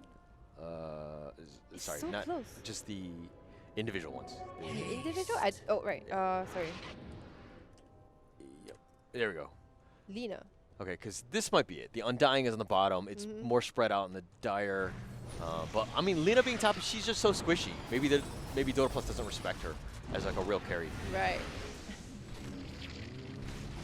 But this is the hard part of going high ground, right? Juggernaut still stood pushing at the other end. Smart. You can spin TP on out almost at any moment. Yeah, except unless the Bloodseeker gets on you with the Abyssal. True, true. I mean, but you got to play somewhat risky, especially since they know the Bloodseeker's nearby. I like that Necrophos went for the Aghanim Scepter here. But the shock cooldown. Yeah, yeah. Oh, I like this too. That's good. Yeah, it's good. Ooh, bash. But Cat Chaser. Okay, beautiful. Two-man Mystic Flare is gonna go out. The Soulbind is gonna banish two. The Bristleback as well as the Rupture gets a double rupture. But the Rupture is going to go on to the Bristleback instead. So now they're going to take down the Chikiro. Doesn't matter, the Chikiro has a dominating streak. Chikiro is going to buy back immediately. Mimi is back in the fray. Going to try to do some damage, but remember the Cat Chaser is dropping very low. Does have the Lotus all up off cooldown. And a Heart as well. She's going to just regen right up. Now it's the Omni set, but it's going to take down the Undying at the very least. So it's going to be diving for more. I don't think so. And now remember the top lane is also pushing in, so they've got to be very careful about this. So the stun is going to clip to the Ogre, but it doesn't really matter because they got to disengage right now and they're going to TP on back. What happened? I feel like that very end with the Omni part. Like I think that there's like didn't see the creeps. And so like you have to tell your team clear the creeps so that I can Omni and hit everybody because the creeps took up most of that Omni and it like the undead got the last bit, right? Yeah, the last bit and died, unfortunately for him. But a little unfortunate there in terms of how that fight went out because they didn't really get much. Yep. So Skyrim had like a very nice initiation, right? Onto the Juggernaut as well as onto the Bloodseeker as well as the Necrophos, but then there were like very nice 4-staffs coming out and yeah. Wait, how many 4-staffs are on the Radiant? It seems like they have a ton. 1, 2, 3, 4 4-staffs. This is the reason. They're doing the Rupture. They're doing the Rupture. The Soulbind thing. The Rupture and then 4-staff them all over the place. Ping pong them. They're doing it. This is the strat. But I love it. But they haven't been using it offensively, to be honest. You're right. They haven't been using it offensively. Soulbind and Scythe. Yeah. And then 4-staff everybody. Yeah. Oh They haven't been using it offensively. They've been using the 4-staff to save themselves from the Skywrath, but still very good. Potential is there. All I'm saying. This is pretty crazy. And so another thing that the Bloodseeker did very well, right, was that I think this is how it works, and because the Bloodseeker didn't get ruptured, even though the remember the Bristleback and the Ogre were in the Bristleback and the Jakiro, they were in the Soulbind. So what happens is that Bloodseeker actually ruptured the Jakiro instead of the Bristleback and didn't return the Lotus Orb. I was like, that was smart. That's brilliant. So again, Lotus Orb, the power is there, but the thing is that it just makes you think. Like, what exactly do I need to do? You know what I mean? Like, the traditional target is the Bristle, the first guy that's closest to you. That's soulbound, right? Yeah, but now I have to think. For the other guy then you're like, oh, next level. Unless Jakiro is going to build a Lotus Orb herself, but she went for a Hex actually, so. Okay. I don't know if that's the right play. Jakira was split pushing, by the way. She has Boots of Travel as well. She went for the 150 gold talent, so she's going to be able to split push. But I think the Lina, to see her, she's got to TP herself out there. 1 second, TP out immediately. Yeah, Lina is searching for her. Yeah, so get on out. Get on out. Xavier is so fast. She is. But Fiery girl. Can we see KDA? Like the scoreboard? Okay, so 9-2 and 12. Yeah, we knew she was having a game, but I don't know. Like in terms of net worth, obviously the top 2 are with KDA as well, right? But how do they proceed? They've been really struggling to get up high ground. Yeah. They don't have a traditional person who hits towers and hits buildings in the first place, so I think that's why they're struggling. Yeah. Lina went for the magic damage build as well, so she like strike array, cast range, amplification. So she hits fast but not hard. So. Yeah. Would you have gone for more of a right-click build? Not really. I think your Bloodseeker was supposed to do that, but Bloodseeker is just terrible sieging high ground. Yeah, but like I think that she should have done that. You know what I mean? Like she should have been the sieger. Like she should have been the one up recognize front. that basically she's the only one who can really siege. But Yeah. maybe they want to count on running over the enemy team first. Yeah, but it's so hard. Like, how do you run over a Bristle, Ogre, you know what I mean? Like, all of these heroes, and the Omni, like, is always there almost for the Juggernaut. So he's even hard to kind of lock down. Yeah, it's just, it's a very awkward position to be in. And so maybe they're kind of having like a timeout. But they've been very, very careful. And I believe Bloodseeker still has Aegis, right? Oh, no. No. Okay. I think no more. Okay. Gonna wait for the next Roshan, but Roshan's not gonna take a while to spawn. Oh wait, she may respawn in 26 seconds time, so that's Roshan coming out. Let's see if they can get a kill right now. Cat Chaser moving out very aggressively. The silence is gonna go out onto her. The Phantom Embrace is slow, but the force stuff away. It's gonna be just fine. So it has Satanic and Abyssal queued up for the Bloodseeker. But like, when is enough enough? Like, you know what I mean? Like, what? Does she go Rapier at one point? Like, what is that tipping point? Like, how is she going to start sieging? Like, somebody has to siege. They don't even have racks yet. Well, it is just a 4K advantage only. Like 54 minutes into the game. True. Game 1 of this best of 3 series, okay? And it's just a 4K advantage, which doesn't mean anything. Like 4K is like maybe 1 item, okay? All right, okay. They don't have the heroes to go 300 minutes. Like 6-hour games or whatever, because they don't have techies and sniper and all that stuff. But I feel like one team goes out of position, they lose a team fight, and we're talking game right there. I think it's going to be that fast. But they do have buybacks, you know. That's why I pulled out the buyback status here. Only the Chikiro doesn't have it. You know, on cooldown still. Yeah. So I think that's probably why Dire is playing a little bit safer, because they're more at risk. But even Sky getting like a Lincoln's here has almost all the items that she could ever want. Lotus up on her as well. Yeah. No, that's the right play, because like you Lotus over everybody, and Valor, all they have are single target, you know, spells pretty much. So it's going to do a lot of work. If you manage to Lotus the Omni Slash, you're going to have like the you know, epic anime battle. Oh, that'd be awesome. Yeah, I love it. Yeah. Although I've seen it happen, I did it on like a Rubik once, and then it got Omni'd, and then the Rubik was Omniing too, and I was like, oh, that was a waste. Look at that anime battle. But there's like no damage done by the Rubik. Yeah. So. But the point is not for damage. The point is for style. Oh, okay. It's about no. For me, it's about the Style- damage. style That's what I'm looking points, for. okay? I'm not Style looking for points. style.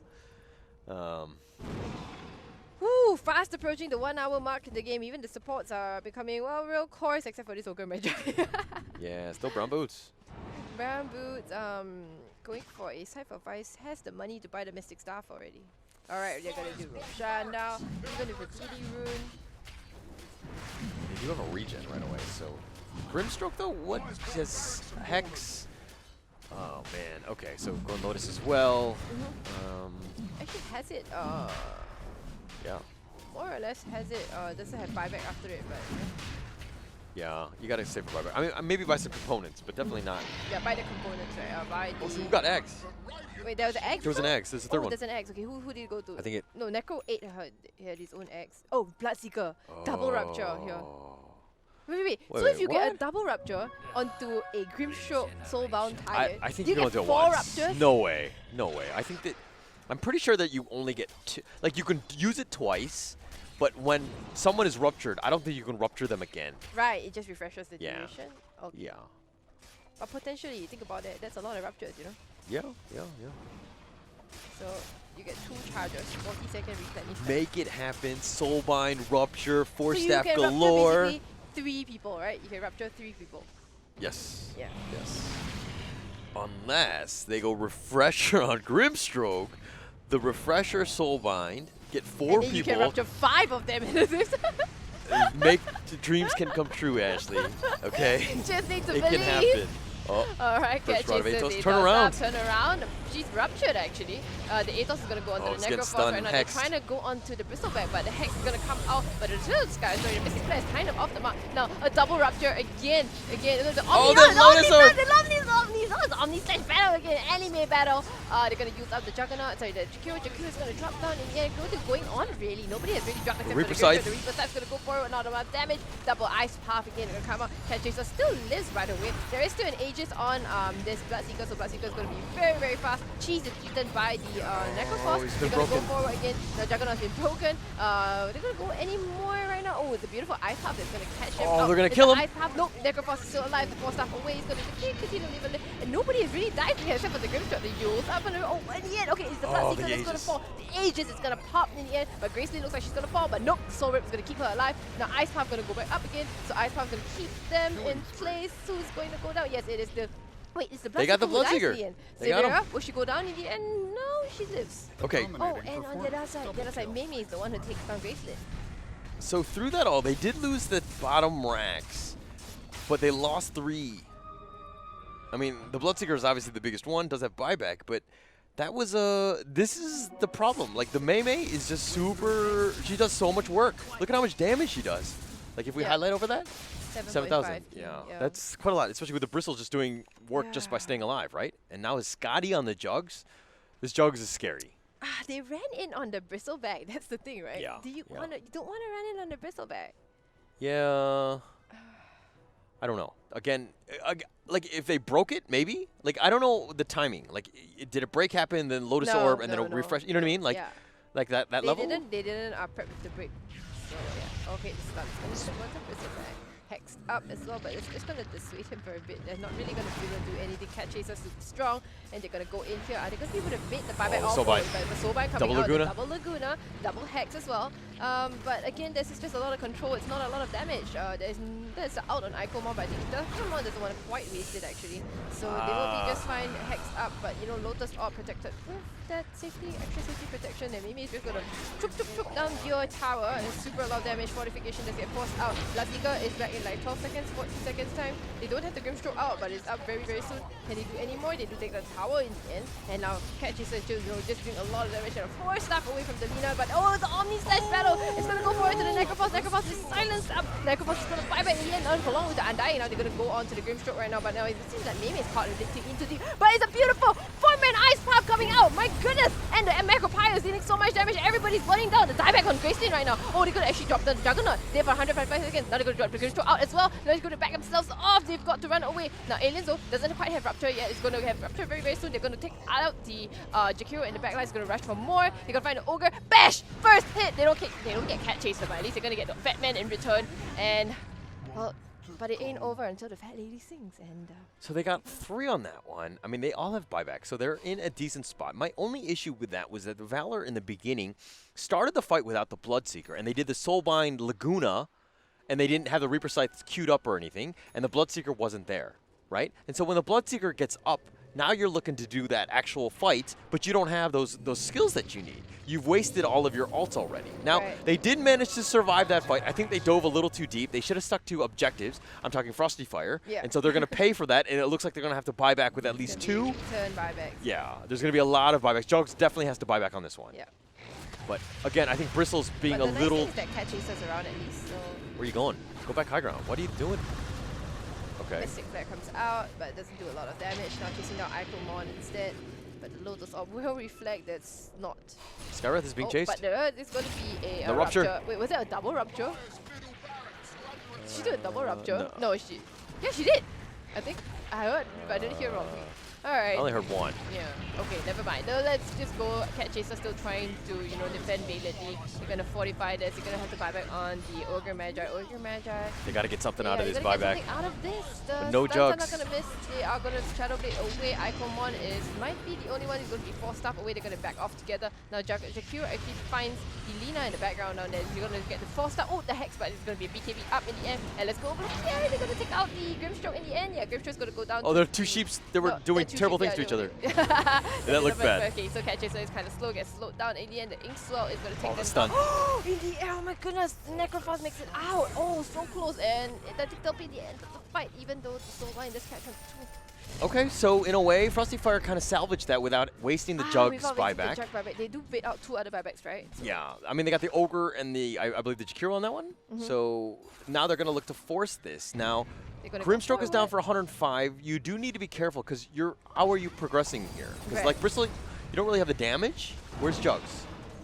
I don't see Jugs.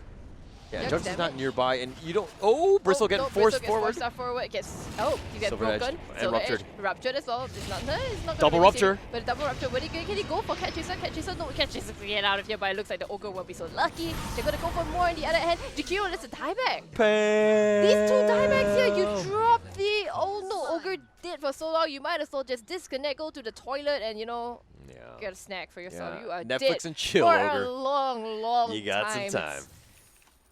Yeah, Ogre and Jakiro just turn up. I mean, they're like, we're supports anyways. We'll just turn on Netflix anyways. We got nothing to do.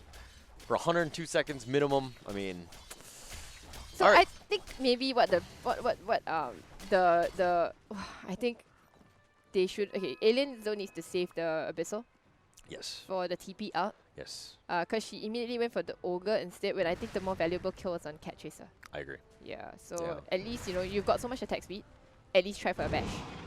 Yeah, but I think that, Valor really need to, they're going to force this. They're going to get... it's a decent amount of damage onto the Necrophos, but Necro super strong, has a pipe as well. You leave the BB. Yeah, you just don't ignore the BB, come on here. You just go for the racks, focus it. No, Alien Zone is going to get a rupture. Oh, the Omni. Omni. But okay, the Omni Slash is going to go, and it's going to take down the Necrophos in the end. Okay, they do also take down the Undying, not quite living up to her name. There are 2 tombs of it.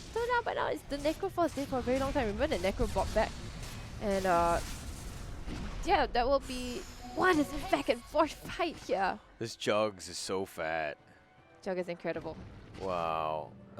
She needs to go... She's got the minute. This isn't even Mjolnir Jug yet. Yeah. She does have room for improvement in that sense. She can get some items. Maybe like a Moon Shard, BOT. Like, she's got Mjolnir on the way. Okay, good. She already bought Mjolnir. Yeah. She could get... I think Aghanim Scepter might actually be quite a big deal here. I think at this point in time... Yeah.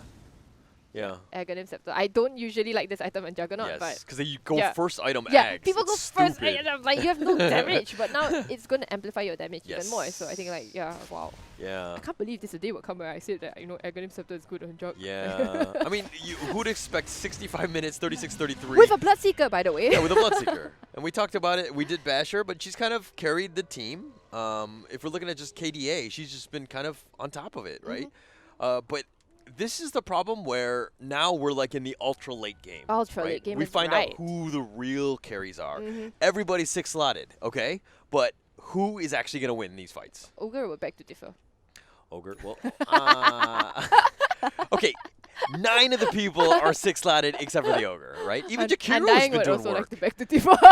Okay, position 5, hard life. Okay, those guys have it bad. It's been rough, okay? I don't think, you see, now that Gracelyn wants to build a Crimson Gyra, I really don't think that's the item to go for at all here. Like, you're not going to be able to negate any of the Omni Slash damage because, like, Omni Slash just does so much work right now. Like, and then I think with the Aghanims there, you dose the water. I think you're better off getting Greaves maybe, but does Necro have the Greaves? Yeah, I think Greaves should be the item actually. They don't have Greaves on the side of the Radiant. Oh, they don't, Yeah, someone should get that. Somebody should definitely get Greaves. Yeah, I don't know what they're doing. Greaves so is definitely good. the item to go for here. It's so good, and just the amount of sustain. Yep. Yeah, actually nobody has Greaves in the entire in the entire game here. Who gets Aegis? Sky? Sky? Juggernaut? Yeah, Juggernaut in the end. He just gets the Aghanis Blessing too. Aghanis Blessing, so there's going to be an Aghanis Juggernaut. No? No, he hasn't used it. He's got to use it. She's got to put it into the... But who's going to take the Refresher Shard? Oh! Jakiro? Oh! I thought it was the enemy team. Jakiro's going to get the Refresher Shard? Yes, yes. Yeah. Double Macropire, double Ice Path here. And remember now that Macropire is pure and pierces spell immunity here. Yes. That's that insane. Could do That is work. so much damage. Yeah. Actually, her damage is going to scale. Yeah, her damage is insane, honestly, like the Jakiro. Wait, Axe, go back to Jugs. We got to see who... Yeah, sure, you guys he gets the Aghanis Blessing. So, oh my god, she's going to be a house. And she can actually buy the Moonshot as well and eat it. Oh my god. And still have buyback as well. Alright, so Jugs, this okay, is... wait, Dota buff. Sorry, Dota plus right now. Oh, this is definitely in favor of Dyer. Dyer, right? Yeah, I'm gonna but how much? 83%. I got 88.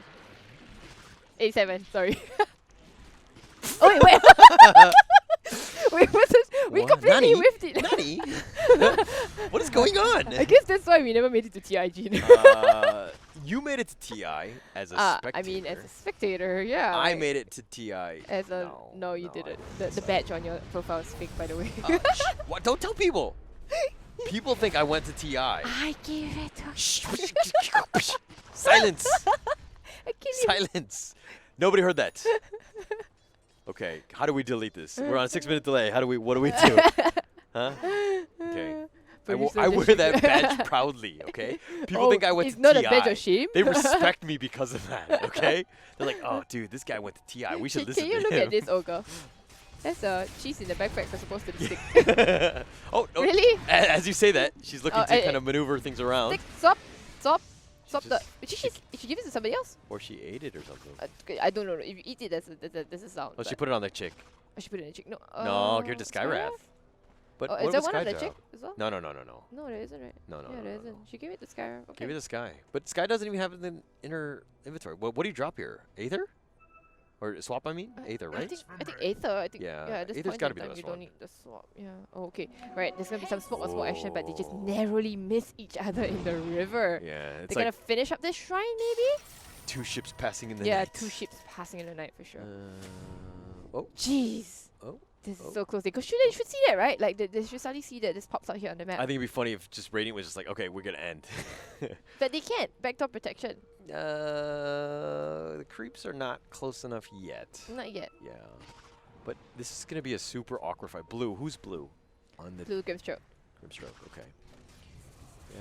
He thinks he's safe because he's on the back end, but actually he's the most vulnerable right now. Jeez. Okay, so Scythe. All right. Such a tense game. I wonder. They're actually heading up here, back to base, so I think that would be the yeah. end of it. Why is there a Bermuda Triangle being drawn here? That's a good question. Something disappeared in here? Yeah, it's the enemy team that disappeared in there. Yeah. It's funny because I think they got, what, the T3 at like 40 or something minutes. Yeah. And then they didn't even get mid-Brax yet. Like, guys, you know, this is just game 1. It's fine. Yeah. We still have 2 more games potentially to go. They have this Aegis here, right? What are they going to do with it? Juggernaut Aegis, not really doing much. Another smoke? Another smoke? Another smoke. It's going to come out. Will they be able to find anything? Remember that they hardly have vision. Dyer's vision is they're not going to too run bad, into somebody. They're going to run into somebody, I Blue think. Grimstroke? Grimstroke on the backline down there. Are they going to find the Lina instead? The Lina is going to get it. The Linkus is going to pop. They turn her into Little Piggy. They drop down the out as well. Oh my goodness, there's a lot of damage there's to so much Lina. damage. Lina doesn't have BKB. She didn't pop the BKB. Oh no, they're going to find the Grimstroke. Oh no, Grimstroke. She's going to go down the end. Definitely very dead to the sky. She does have buyback, so wait, everybody actually has buyback. Now let's see if they can bait it out and see if they can turn this around. Now 10k net worth lead for the Dyer. 33 to 38, but it doesn't tell the difference. That barely tells the story of this game here. I mean, 2 things right there. If Lina was, she got caught up by the smoke, right? That was a great smoke. It happens. She had a BKB. But yes, and but I mean, she got burned up so quickly. But the Grimstroke should not have sacrificed herself, not tried to save the Lina. That's impossible at this point. Right, they take down the split TO3. That's it. Juggernaut going for more. Juggernaut so incredibly strong. Turn into a little piggy, push around. Oh, he's going to look to Omni. Oh, the Omni's coming. Omni is so much damage. He's going to bash up and take down the Necrophos. Necrophos has to fly back immediately. Maybe going for the Rex. Objective Gaming. The stun from the Lina. Clipping out. Okay, it's a Grimthrow out. A double Laguna coming out as well. A double Rupture. Where is it? It's going to come out right now. Yes, double take down. The double Scythe is going to take down popped. the Aegis immediately, but they're going to go for more. The Mechapire dealing so much damage. Ogre's going to burn down actually. And now they're going to go for the Jakiro. Jakiro is ruptured up in the end. This looks a very dead Jakiro. Jakiro run away. Nothing much. Yeah, Jakiro goes to burn down in the end. Maybe going to TP herself out that way. She cancels TP. She goes for Imo. Icomon going to frost down herself away. That's a dieback. Lina dies back as well. The Grimthrow. Oh no. This looks to be disaster. This looks to be game. Bloodseeker? And it's going to be GGWP, I think. Come on. We're going to call it right now. Bloodseeker's going to buy buyback back again. Does that But buyback? the rest of the team did for a very long time. Can the Bloodseeker 1v1 or 1v4 rather? Because this Graceland, she's not much of a warrior, to be honest. Okay, I don't know how you create can space, and then they just go for the ancient. I think that's game. I think that's game too. Oh, Frosty Fire coming back. They just forced this game like that. Oh, that's a yep. All right, that's it. Double Macropire being used. Oh my gosh. Oh, the Rupture. Right. First one. But Oh, but the the Omni! Omni Slash is going to do a lot of damage. Now Alien running back into the base. The Silver Edge saves her. But the Ancient is exposed. Yeah, the Ancient is exposed. She has no more friends. She has no more base. Right, she's going to go for the Scarab, but it doesn't really matter. Scarab is broken, but you know, Scarab is actually pretty strong. She does have a Ethereal Blade. Can she Ethereal herself? No, she actually had the cheese. That will be game. GGWP. Wow. Jeez, what a beatdown from Frosty Fire. Wow. What a game. That was a 70-minute game, and that's one of the better games. I mean, definitely the best game we saw today. That was as close as it got, right? Right, yeah. Look at the dips and everything. I mean, Frosty Fire had a huge advantage. Valor had a specific point in time they were okay. Yeah. But I mean, it comes back to this draft, and we said it in the beginning. Bloodseeker was going to be a problem, right? Yeah. Like, and it showed in this one that it's kind of, it's a good carry, but it's not like Juggernaut carry, right? If we're let's look at damage. I think damage is going to be the true teller of this one, right? If we're looking at damage. 51k damage. Okay, that's not that bad. bad. But look at, wait, actually more than Mei. Okay, but the Skywrath, like everything else, just kind of works in, you know? I mean, Lina did pretty well, but jeez, Skywrath did 59k damage here. As did Superior, 56k. I think that both teams are going to need a minute. I mean, we need a minute after that game, right? To kind of just comprehend everything, what just happened. Jeez, this is a stacked game. That was a pretty insane game. I think that was really well played on both ends. I mean, we saw as late game as it's going to go. This is as far usually as Dota gets. You don't see the 40 is already considered late game here. Agreed. And we've gone into 70, which is like ultra double. Late game. Now, the big thing, though, is that Frosty Fire has played 2 games back-to-back, right? And so this was an epic 75-minute game. How much endurance do they have moving in, right? Valor, they can kind of shrug that off. Yes, this is a long game, 75 minutes. It's a tough thing, but how do they come back in game 2? So we'll take a... be a question of mental fortitude, right? Yeah. Agreed. Yes, very much so. So I think we're going to take about a 5-minute break. 10-minute break. Okay. And we'll be back very, very shortly, and we'll find out exactly how Valor comes back on that. Hi everybody, welcome back to what could potentially be the last game for today, or we could go the distance into game 3. So it really depends on Frosty Fire, right? Will they be, on Valor eSports here, will they be able to pull back from that loss, the pretty devastating loss they suffered in the first game? I mean, it came back to, in my opinion, the Bloodseeker. Draft. Right, the draft, right? I think there were some issues with what they had done. I think that, we saw some of the power of the Bloodseeker and why they did pick it and they thought it was a strong hero. But at the end of the day, if you're going 75 minutes, you need a real carry at the end of the day, right? Somebody who can deal with the jugs. And, I mean, a 7-slotted, essentially, because he had, what, Ags? Ags and I think it was had money for the Moonshot. I'm not sure if he bought the Moonshot, actually. So, I mean, again, potentially 8-slotted, effectively, Juggernaut, Omni slashing on top of you, you can't even really hit him. So, what do you do, right? And so, he made mincemeat out of all of the heroes, like Necro, he just burned through everybody, right? So it wasn't even a game. So that's the kind of thing where if you've got a set plan like a Bloodseeker in mind, you need to finish it properly and you need to do it in a set time. You're on a clock. It's amazing, though, that they managed to pull it all the way to a 70-minute game. That is very, very true. Yeah. I don't know if that was more of a lack of, proper synchronization, Was coordination it like of the Frosty Fire team. giving them the chance to A little bit. Yeah. Because to they were win. playing timid a lot. Like, we kept saying, we're like, oh, maybe Radiant is a slight advantage, but Dota Plus, being Dota Plus, is always right. Yeah, Dota Plus was right. Was saying The that Dire won. the Dire had an advantage. Yeah. Right? If we're looking at the win percentages, they were kind of saying that, hey, actually, they were playing like that. But the thing is that Frosty Fire was just hiding in their high ground for a while. Right. They weren't really making For moves. quite a They weren't really while. pushing it. Yeah. And so they extended the game quite a lot. I think the Frosty Fire have like a sniper style play style where they're like, okay, we're gonna go late game. We're comfortable in this. Yeah. We can just prolong the game, and then you know what I mean. Sniper in the end will win. And in this case, Frosty Fire. Juggernaut in is the end will win Juggernauts. here. Yeah. And to add on to the Juggernaut, they've got the Ogre Magi here, right? And what happened to my heroes? They've disappeared. You said somebody's name. They've doubled. David blamed it. Okay, I think we just reconnect. They literally just disappeared. Yeah, they're like, before. boom, we're Like they done. selected the Tide Hunter Yeah. and suddenly, bye-bye. Okay, let me just Did Ty just ravage and we didn't see it? Is that what happened? Like, all the heroes are gone. I don't really know. But, okay, mind you, the winner of the series goes on. Okay. Okay? The winner of the series goes into the, comes to Singapore. We're going to play an FSL Elite. It's going to be November 15th, 16th. I believe it's Bounty Arena. Bounty Arena, that's right. So that's going to be the venue. We're going to be there. So feel free to come by, say hi. Definitely say hi to me at Ashley Rita Wong, and Say hi to me as well at Holla TV. there we go. Yeah, there you go. So I think you got me one. You're gonna trick one guy into liking my page because of that. So Anything thank you for you, that. Gene. Yes. Anything for you. Baited. So guys, you know, when you go to our Facebook page and if you like our page, it really does help us out a lot. And you know, it's for Holla and for me as well. Both of us, you know, we're aspiring casters. We want to make it to the big league, so this is our way as we slowly make our way to the top. But Yeah. I mean, we're already in the big leagues. This is FSL. This is as that's big true. of a league as That's we're gonna get, that's right? as big as a female league we're gonna Yeah, get. it's pretty for sure. massive. So, okay, Rubik pick. What do you think? Whoa. Lots of good stuff to Nutty. steal, I suppose, but it was a bit like a whoa. But do you have a lot to steal? Like the Sand King, like the Burrow Strike, amazing. Don't get me Yeah. wrong. Any But of the Shaman's spells. Sky, yeah, I mean, it's all right. Any of Shaman's spells is pretty good. But I mean, okay, the Ogre's probably gonna be 5. We're gonna see that. We saw that last time. That's probably not gonna change. Pam 5. Pam 5. Pam 5 on the Ogre. But to be honest, after that last game, I feel like I need a Loredza Pam 5 milligrams. So if you have one, feel free to they've come got and the send it. Morphling. Do they ban the Earthshaker here? Do they ban the Earthshaker here? They have to. Yes, banned out immediately. Earthshaker Yes, over they here. know. They know. They know.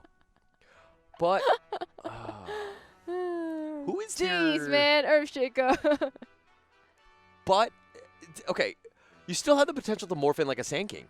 right. You know what I mean? Like the That's still Burrow pretty good, Strike. Yeah. You can, and the Sandstorm when you're fighting and you morph back, like it does a surprising amount of damage. The whole fact that you have Ags on your Sand King, then you can get the longer Burrow Strike and everything. So it does make sense. It's a pseudo fissure that way, except that you put yourself there, you know, to get the stun off, right? Actually, that'd be super crazy with Skywrath Mage too.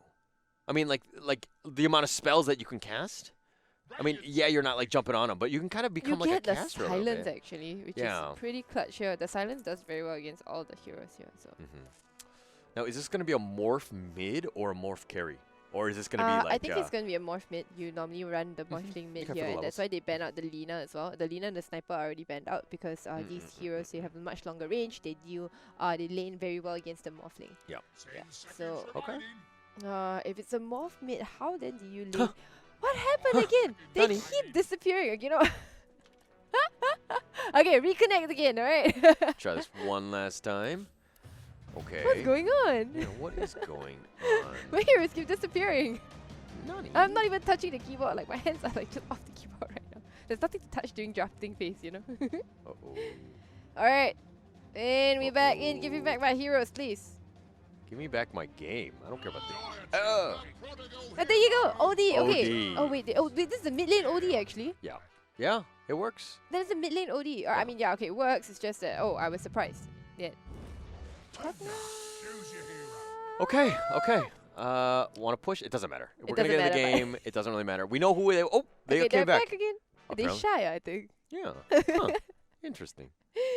Morphing and OD, you know, they're still OD deciding. imprisons No, us. no, they haven't chosen yet. That's why you see they haven't come back in yet. Here. Okay. All right. Come on, Okay. Zaveria. Choose the OD and she'll be back right now. Who do you? Oh my God, that Tide Hunter is sick. Oh, the Thai Hunter stack. Yeah, that's the I think it's the cache from the international, right? Yeah. It's very, very cool looking. But who do you like? Pugna pick here. Who do you like? I'm leaning towards Valor actually. I think I'm leaning towards Valor here. Okay, I think that Morphling is probably one of the most powerful heroes in this meta. I think that you need the right tools and friends like the Earthshaker, right? To make him really Without work. the Earthshaker, then it's Yeah, because at the end of the day, like, what can he morph into here that's just so good? Like- OD? But imprisonment, like, that doesn't really make sense, right? No, the Orb Attack, isn't it? Yeah, the Orbitech, okay. The Orb Attack. But, like, it's not game-changing, game-breaking. I think that you're better off playing, because, like, I like the Morphlings who are just high tempo. You know what I mean? Like the Sand King, if he morphs into it, he's going to burrow strike into everybody, just start blowing shotgun people, you know what I mean? Changing back, you know what I mean? Like that level, right? Okay. He's going to be super elusive, that style. I think that I'm hoping that that's their game plan in terms of going with Sand King in that sense. Right. But we'll see. I mean, another thing is that we've been seeing a lot of Sky, you know, like throughout today. Right. So Skyraf seems to be a popular pick, and they go concussive first. So do they know something we don't? Yeah. I mean, I think it's the slow. It's more for the laning phase than anything. And plus, the Arcane Bolt, you can kind of see it coming. Okay. Whereas the concussive is instant. Right. So, but we'll see what happens. Okay. Right now, it doesn't look like they have any items. Nothing on Sky at the moment. Wait, we're going for the Null Talisman. Is she good? What? A full straight up Null Talisman, no regen whatsoever except for one. Okay. Polarity? This one I've seen. What Okay. this does, all they do is they spam Arcane Bolt. Uh-huh. They die to the T2 tower by itself. Uh-huh. They do not give up First Blood because of that. Right. And then you die, you give like You 30 come gold back- to everybody, yeah, and then you come back full. Full back mana, right? full mana and health Yeah. again. So you don't need regen because you're just going to die. Right. You're planning to die. This is the suicide strat, basically. So that's right. Yeah, I mean, if you look at Skywrath, you can't even see his eyes. He Right. knows. He's just blind because he knows this is the Suicide Skywrath mage. This is the way I'm going to play it. And all it is, I'm just going to get some nulls and just do as much right click and Arcane Bolt. Arcane Bolt! Right. That's the proper way to do it. That's the proper way to do it. No, if you're going the suicide strat, right? Yeah. Yeah. Yeah. Okay. Yeah. And you don't even have to pop the clarity. This is Yeah. one of those things where, I mean, oh, sorry, there was a. Okay. But yeah, so let us see. All right, let's just introduce the players, shall we? On the Shadow Shaman, who will be in the safe lane, that is played by Gracelyn. The OD mid lane will be played by Zaveria. Morphling will be played by Alien Zoe. Gonna go in safe lane. The Sand King also will be played by Ikomon. They're going in aggressively here. They're gonna get the stun up, but the spin is going to dissuade them from going in. Pam 5 milligram is going to get that rune for them, and it looks like it'll be a 2 apiece. All right, so. Yeah. I just love the fact that the Sand King Ikomon didn't panic and just go Burrow, right? Yeah. Because I feel like Sandstorm early is the first level, level one. Still held her skill point there. Yes, there we go. Brilliant things, Perfect. right? Okay, Perfect. Sky will be played by, well, Skyraf. Sorry, Yeah. Sky is playing Skyraf. And on the side of the Radiant, Sleepless again on the mid lane, Pugna versus Zaveria. Tide Hunter will be played by Cat Chaser. No more Bristleback for you, Cat Chaser. They're done with your shit. Zara will be playing the Rubik. And the Juggernaut will be played by Mimi, and well, Pam for 5 milligrams will be played by the we will be playing the Ogre, and again Rubik will be played by here Zara. Yeah. So this is the power. Like Jugs will struggle in this lane because of the Sandstorm. You can't really get into that. Right. So as long as he keeps everything within that Sandstorm, I mean, I'm okay. The lane needs to push a little bit more. He's waiting for the cooldown now. He's trying to do a little creep aggro, so to speak. Also has a sentry, right? Does have a sentry. You have to have a sentry. You have to have a sentry. Does Ogre have a sentry? Probably not. Right? Ogre has a sentry? I don't think so, yeah. Oh, with the stun? Nah. The Sandstorm. Ogre, Here we go. Perfect. Sky, love you. Love you, Sky. Ogre does not have a sentry, so... Yeah. So this is the thing is that you hold the sentry for... Yeah, whoever has that sentry battle, whoever wins that is going to win the lane. And Ogre not getting any sentries is actually putting her team at a huge deficit right now. It's quite it's quite lane losing here, right? Lane losing, definitely. So, I mean, the Sandstorm is just so long. Does go Burrow Strike, I think. I would have preferred Caustic against 2 melee, right? Same, yeah. Are you sure Juggernaut has spin, but you know, it's not the biggest deal right now. As in, the spin, you'd want to force out the spin, right? In the end. Forcing out the spin is actually pretty good. Tide went Gush first. Yeah, Gush first actually. I think that's so the new thing. That's the new thing. You go Gush first, and actually you don't put any points into Kraken. So he's gonna go for Anchor Smash, yeah, here. So then basically you maybe want to go in 1 point into Kraken later on, but you want to max out your Gush and your Anchor Smash. Wow, I love it how the players are so meta. Like they understand what's going on. They know that this is the right way to play. And Gush and Anchor Smash do a lot of damage. Yeah, this makes the Morphling's laning stage a little bit difficult here. Now they pulled off the creep wave to the side here, which means that Sanking is going to get quite a bit of farm under her tower here. So that's kind of good, but they managed to even out the lane equilibrium. Mei is kind of low already, does have only one more tango. Should be ferrying out more regen to herself, I suppose. Doesn't have the healing ward quite yet, so. Yeah. You get that at level 3, right? Depends actually. I mean, you try not to. Like if you're under 50% like this, probably, I think. Because she's only got 1 tango left. Oh, she's buying actually more tangos. She's buying more tangos and mango as well. Okay. So the sustain will be there. Icomon, on the other hand, is still just level 3. Yep. Oh, the Shaman is going to go down actually in the end down here. Shaman in the end. Zara, they're going to dive into the tower. Looks like Cat Chaser might go down as well in the end. Gets blown up, but it got first blood. Yeah, they got first blood. You know, I keep forgetting that my 1 key somehow isn't bound. Yeah, and I was spamming. I don't know why either. It's probably select hero, I think, for you. Maybe, I'm not sure. Maybe if I undo the select hero, but because I use my 1 to select hero here. But the thing is, I use 2 to select my other units, but it doesn't, you know, my 2 still goes to OD. So it's kind of weird, yeah. Pugna actually putting a point into Netherward at level 4 here. It's not something you see very often. That is very normally true. You want to max out these 2, right? But I think, okay, the interesting point into Netherward is going to help out a lot. I think, because maybe she's anticipating the Skyra coming in here. Or maybe Jugs is getting super low. This is scary. Does have tangles. And this is kind of why I was thinking maybe you go Totem instead, because you do need some way to sustain yourself. Right, she went for a second point in Blade Fury actually. And you're not going to spin that much. I mean, like maybe if the Sandstorm happens, but even that is super risky because you're taking a lot of damage. I mean, you do ignore some of it, but I don't know. I don't know if it's really worth it in the end to get the second point. But I hear some thunder going on outside. I don't know if that's... It might be my stomach. I'm hungry. Oh, might be your stomach. Oh, there's no disruptor in the game, so there's no thunder here in the game. So it's probably your stomach. But look at how well Cat Chaser's been like zoning out. Yeah, exactly. The Morphling is so afraid, right? 19 to 10 as compared to 14 and 0 after that Morphling. Oh, Sanky going down actually at top lane. What happened? Was she over aggressive here? Oh, they have a sentry. No, they have a sentry, right? Yeah, now they have a sentry. It's the sentry war. Yeah, and I think the whoever spin, is the vision. Yeah, the spin into this 5 last ignite. Yeah, that's right. Sentry. So you gotta be super Did she use her careful. vision? Yeah, she used the sentry already actually, but I think you got dewarded because it's a very sneaky sentry spot. It's super hard to deward.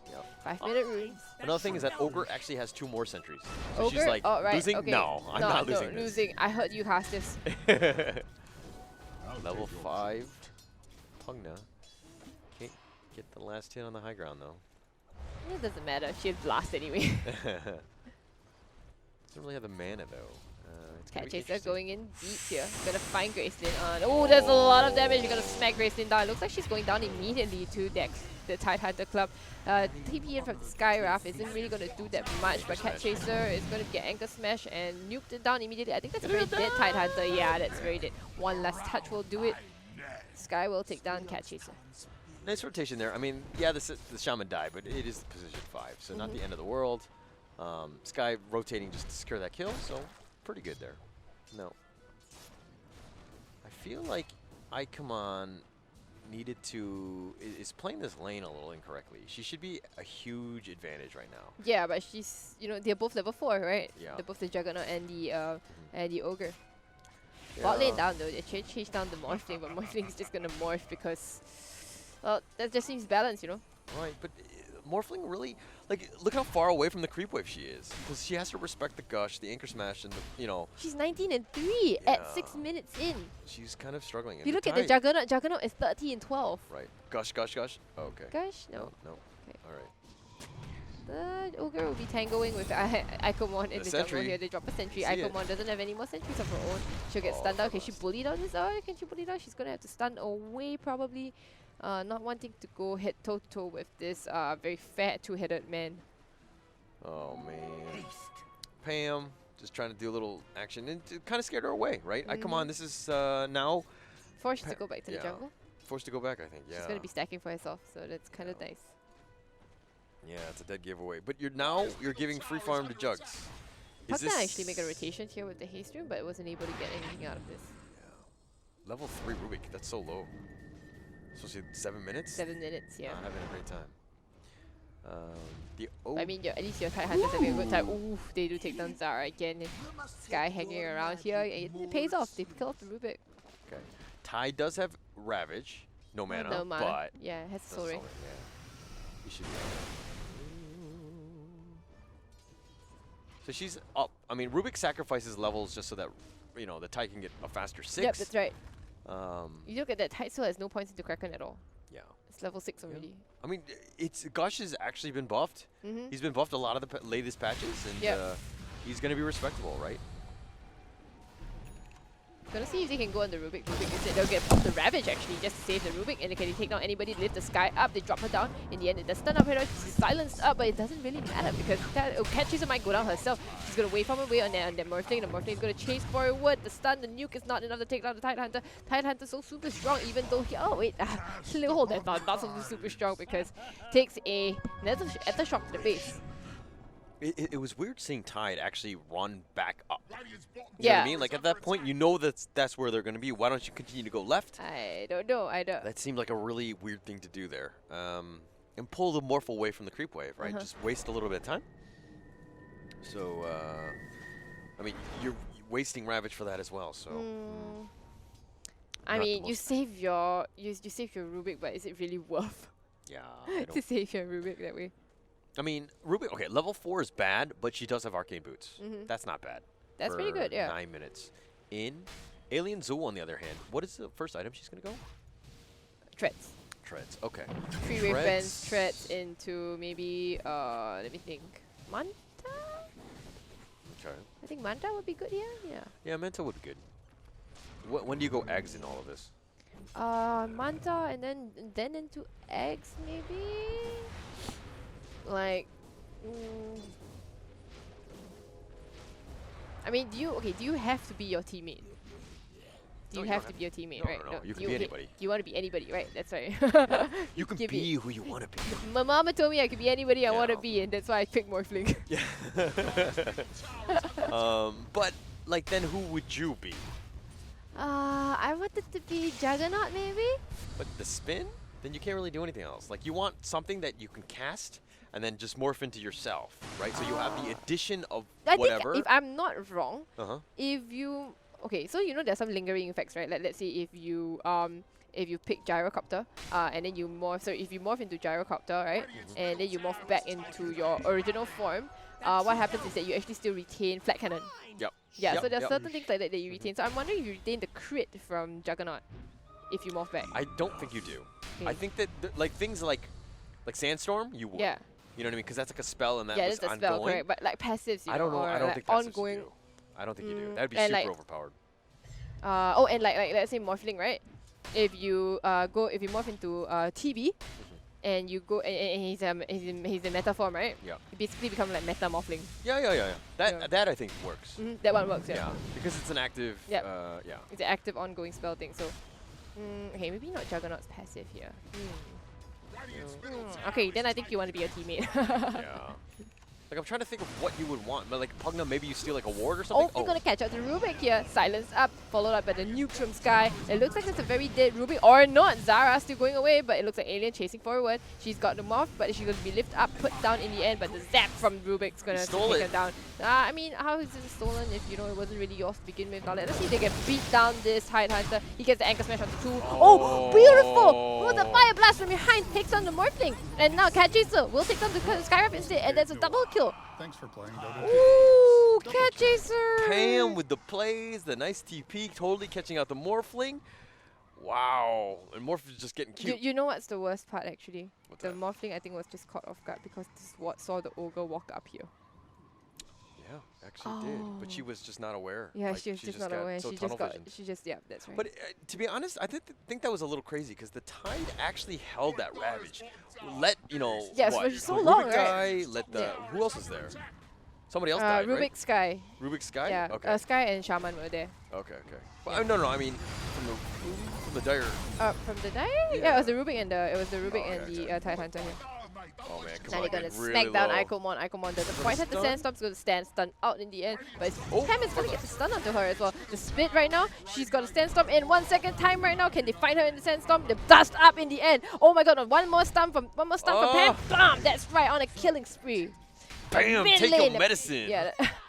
She needs a Pam going back. Zaveria, oh my goodness, dropping very low. She gets lifted up in the air. But Omni Slash is going on the background with Sky. It's going to take them Sky down in the end. Can they take down the OD here? Definitely. In the end, yes! The stolen Astro from Zahara is going to take her down. But oh no, they're going to imprison the... Oh my god, they're going to imprison the Pugna here. And that's going to be quite disastrous. And now look at Zahara stealing left, right, center.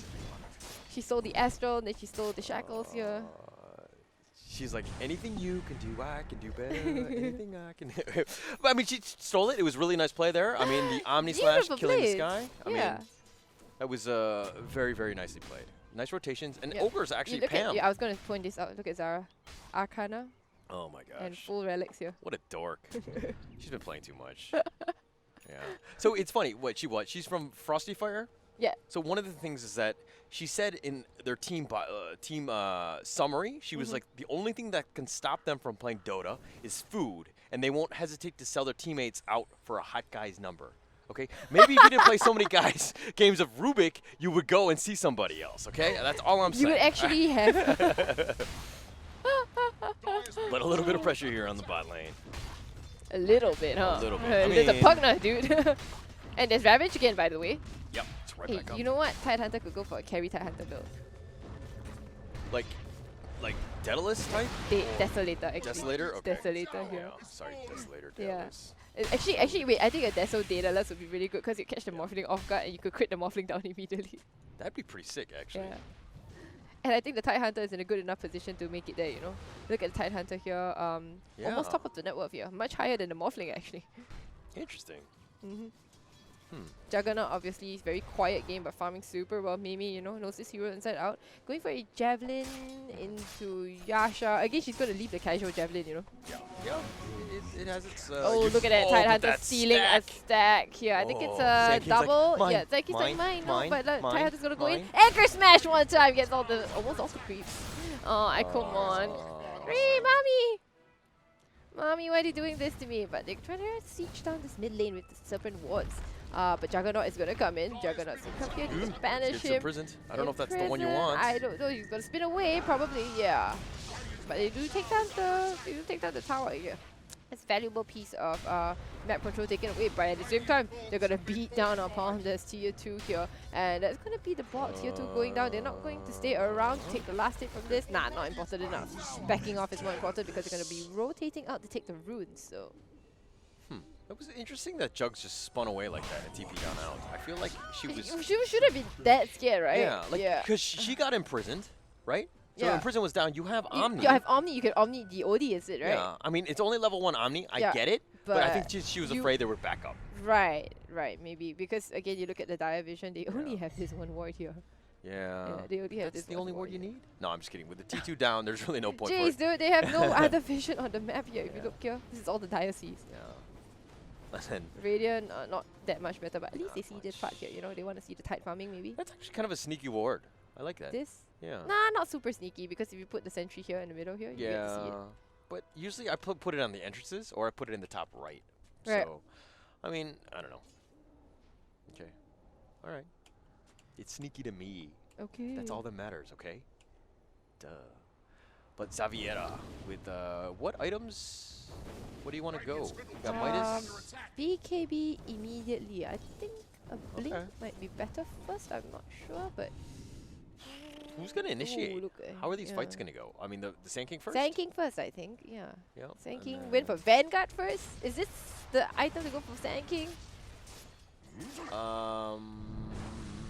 Wouldn't it be a pipe or a hood? I don't know why Sand King went that. I mean, the laning phase is far over. She's definitely not X. That is an interesting item choice. Yeah. I don't like. There's so much magic damage. Like, you know what I mean? Like even there's so much Pugna, magic damage. Tide over like Rubik, everybody except for the Jugs, and the Jugs isn't that critical mass yet where he's not yet, not yet. where you need the Vanguard. I mean, we'll probably go Crimson at one point, which is great, for sure, but for sure. still too early. But too early, right? The order of your items really does matter. And look at Pugna now sieging down this tower here, and it's almost down to no, it's just down to maybe 20% health. I love it how Sleepless is consistently putting pressure on the towers, forcing the teams to react to her movements. Yep, and then when she's pushing the envelope, right, then it gives space to Mimi to farm even more. Mimi already completed the drums as well as the Maelstrom at 17 minutes. They're going to be going in for bottom actually. They're going to go in and actually drop the wards. They're going to go on to Pam. 35 milligrams, well, just 0 milligrams right now because she's pretty much dead. Can they defend this tower against the wards? Yeah, they can. They can. They'll be just fine. Okay. They do trade the top tier one here, the top tier 2 here though. That was basically the work of Sleepless, you know, working on the tower for a while. Finally got it in the end. I mean, she's got second in net worth. The top 3 are from Dire because of all of the objectives that they've been taking. Right, yeah. They've been controlling the map very, very well. Their movements have been good. I mean, yeah, the pressure's coming from bottom, and then she goes to the top, right? So, like, she's doing a good job in terms of controlling where the fights are happening. OD, Midas efficiency, go, go, go. Go, Midas something? Yeah. Yeah, all right. OD's voice activated for us. Okay, Manta on Alien, yeah, that's about right. Sounds about right. Blink for the... No, not yet. You're going for a Veil on the Sand King. Okay. Is it a bit late? Okay, good. It's because of the Vanguard. Yeah, the Vanguard, right? It's pretty late, right? Yeah, it's very late because of that. It's really interesting just the build in general because I feel like you don't really go phase boots on a Sand King. Yeah. Because you're more, you know what I mean? You're more about the just spamming mana, right? Yep. So like an Arcane Boots, Veil, Blink. That's the traditional one? Right, traditional one, for sure. So I come on just going a little bit untraditional, and I think she's kind of, her presence hasn't been really felt. She's the worst of her cores, to be honest. Yeah. So that is a little worrying. There is only one outer tower remaining for the Radiant actually, and they'll be heading in towards this tower. I believe it is Sleepless who will be leading the charge. You know, gonna try to take down this tower here. They do have Ravage up very soon, I believe. 29 seconds. Okay, not super soon, but enough. Yeah. Actually, I don't think they even need Ravage to push the envelope here because well, Sleepless is just gonna slowly chip away at the tower. Nothing too risky at all. And one thing about Sleepless is that she's actually got the Dagon 1. Oh, we do find the tanking out in the background here. It's spotted out by the ward and dusted, and Akumon is pretty much dead. I think your one Vanguard more will not save you. Your Vanguard ain't gonna save you. The Sentry as well, just to guarantee that they cannot deal with the USC tanking. And it looks like the call is for the Shaman to push top and to drop the wave, to drop the ward there because they got 4 heroes pushing mid here. They also got the Ravage up. They don't want to fight into that. Yeah, wards are being dropped top as well. So that will be it. There'll be a TP coming up from the Juggernaut who's going to clear the wards and make sure that that tower doesn't drop down as the Pugna sieges this tower down. This is a very slow, safe play from Frosty Fire, and I really, really like this here. Now, one thing is that if you have Dota Plus, it will tell you what sort of damage that you've been taking, right? It'll break it down in terms of magic and physical. Magic, physical. So I'm thinking that Sand King had seen it and been like, oh, I'm taking a lot of physical damage because she was laning against the Juggernaut. But I think in the end, it's been the wrong item choice. Oh my goodness, Gracelyn on the way back home gets taken down by the Dire. She just wanted to go home. Yeah, she just wanted to go home. All right, so yeah, maybe you're right? That the physical damage. I think you have to look at the overall team composition, isn't it? Oh, Atos out as well as the Silence, but Tidehunter is a big, strong boy. Nothing much you can do about it. Also, has the pipe already on the Tidehunter, so not afraid of a little baby, little wee Skywrath. Yeah, I mean, just completely taking that. Really, not much they can do. Okay, all towers on the Radiant are off the map, or the outer towers are on the map. Now they're going to be looking to go tier 3s, and that's just 21 minutes into the game, by the way. Yeah, but they've only got a 4K net worth lead. This is, again, the power of Pugna. This is where you kind of struggle to get the high ground. I mean, you need the Tide to kind of just space things out, just kind of stay nearby so that, if anybody comes, obviously the first one, you're like the bristleback of that sense. But you need to be able to get Pugna to just kind of keep blasting in those towers. If you get that T3, that's when the cracks start to happen, and then you can kind of chip your way into the shrines and then, take more objectives. It opens up a lot more options. All right, Pugna's got a level 2 Dagon here. Is Dagon the way to go? For against the Morphling, maybe? Yeah, it's definitely for the Morphling. Yeah. If you can catch him out, I mean, it's one of those things that if she plays a little bit dangerously in terms of the morph, if she does it wrong, she just gets blown up, right? With the blast and everything, right. the Qualifier. Just make sure that the Morphling doesn't go full agility, right? Yeah. Have you seen that with like Rubik? If you steal the morph, you can do it wrong where you just morph all of your strength into Agi, so you have like no HP. Yeah, of course, yeah. And then you turn back into Rubik and you can't go back. And then you die, yeah. People look at you and they die, They're like, It's actually quite funny. It's very confusing when it happens initially. Yeah. You're like, oh, this is cool. I can morph. This is cool. I can morph too, but then suddenly update. Smoke here. You gonna go high ground here? I think so. I think this is. I mean, I think they can start slow sieging. They need to not overcommit. Ogre and the slowly Rubik need to be back. Right? Juggernaut is still farming around though. That's so fine. That's fine. Juggernaut doesn't quite Push have the waves. Okay, He's but fine. Pugna is going to be the one that sieges down the tower here. Oh my goodness, Tidehunter even on the high ground. Yeah. Very brave, very bold. They're going to be going, and they actually got the tower down to half health already. Now Tidehunter in the front line. Again, that's not the one you want to go on to. Catch Chaser on these tanky, annoying heroes. This is perfect. I love her positioning, honestly. She's all the way in front. She's forcing, she's taunting them to go on her. They go on them, they drop the wards here, but in the end the tower still goes down. That's a tier 3 at 23 minutes into the game. You banish the Tidehunter, but so what, honestly? Now the wards are dealing a bit of damage. You turn into a what? Doesn't do any damage to the wards, but it does hit the racks. So I think that she is. Sleepless knows that, I think, but okay, the Aethos as well. You gotta be a little careful. Ogre, back up, so back much up. damage. No, Devira pops the BKB as well, but BKB, the Omni Slash is doing so much damage. Oh my goodness, now maybe it's gonna be fine. Spin away, take down the Sand King in the end, and now let's see if they can disengage because you see, the Morphling with the spin. That's what I was talking about. I thought that was the thing that comes out, right? Okay, maybe it's gonna be going down from the Baron to the Juggernaut, but you can continue to push. Yeah. You still have Ravage. You haven't used it. They still have Ravage. They only have a couple of wards. Tai's a little low, but you know, Tai just needs to anchor smash one time, you know, on the creep wave here, and I think he'll be fine. Look at that. You got the Vlads here, right? So you're gonna wait. 58, 59, 60. Anchor smash. Yeah, then you see, look at that health go up there. Alright, now Juggernaut has the healing ward around the Morphling. Juggernaut has the healing ward, trying to go for the Ogre right now. Oh my god, it's taken! It's gonna go down in the end, and the Ravage in the background. It's gonna try to take down the Odie. Now it's gonna buy back from the Shaman who died down to the Ravage right now, and now Odie will should be alright. She drops the hammer, but it's not enough. Oh my goodness, she dies in the end. And goodbye, that's gonna be the Skyrev going down as well. Is there anything much that Gracelyn can do? She's stunned up right now. Oh, the stolen Astral. The stolen Astral from Rubik. The plays. That was a disaster for Radiant. Absolutely. They see the Sand King, and Sand King goes down in the end. See, this is the power of the deck. Gun, by the way. Right? You totally catch the morph off guard, right? It's like the lion finger thing. And it's really hard to, like, I don't know if she saw the fact that Pugna did have the Dagon. I mean, she was completely caught unaware. I'm pretty sure she saw. The Dagon has been on the Pugna for a very long time, actually. Okay. But, I mean, it's one of those things that you have to then, you can't really morph as well, right? You have to be very, you have to be very careful, right? Yeah. But yeah, anyway, Morphling, did you see? With the Juggernaut spin, right? Yeah, I totally works that way. So, one steal there. Oh, he got stuck in, but he's going to get him out. And that's going to be free wards, free money. Thank you, thank you. Once I had somebody scream at me, "First stuff me out of the wards, why do you trap me?" Then I'm like, just use your face boots, and then and then she just pressed the face boots and he walked out, and I'm like, yeah, I don't have to force stuff you out. Yeah.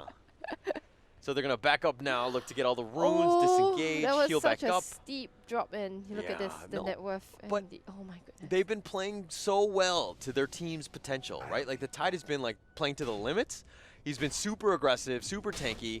Pugna's been pushing all of the towers. I think at the end of this, Pugna might have like 80% of the tower damage because she's been on every single tower. Yeah, she has. She's the one beating down on every single tower, and I think this is how you play Pugna games here, right?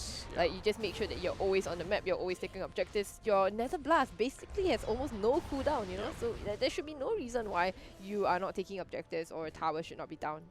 I mean, the only thing bad that Frosty Fire have done is the fact that they let the Dire Courier die. Yeah, that's about it. That's like the only thing it's okay. right now. Sacrificial lamb.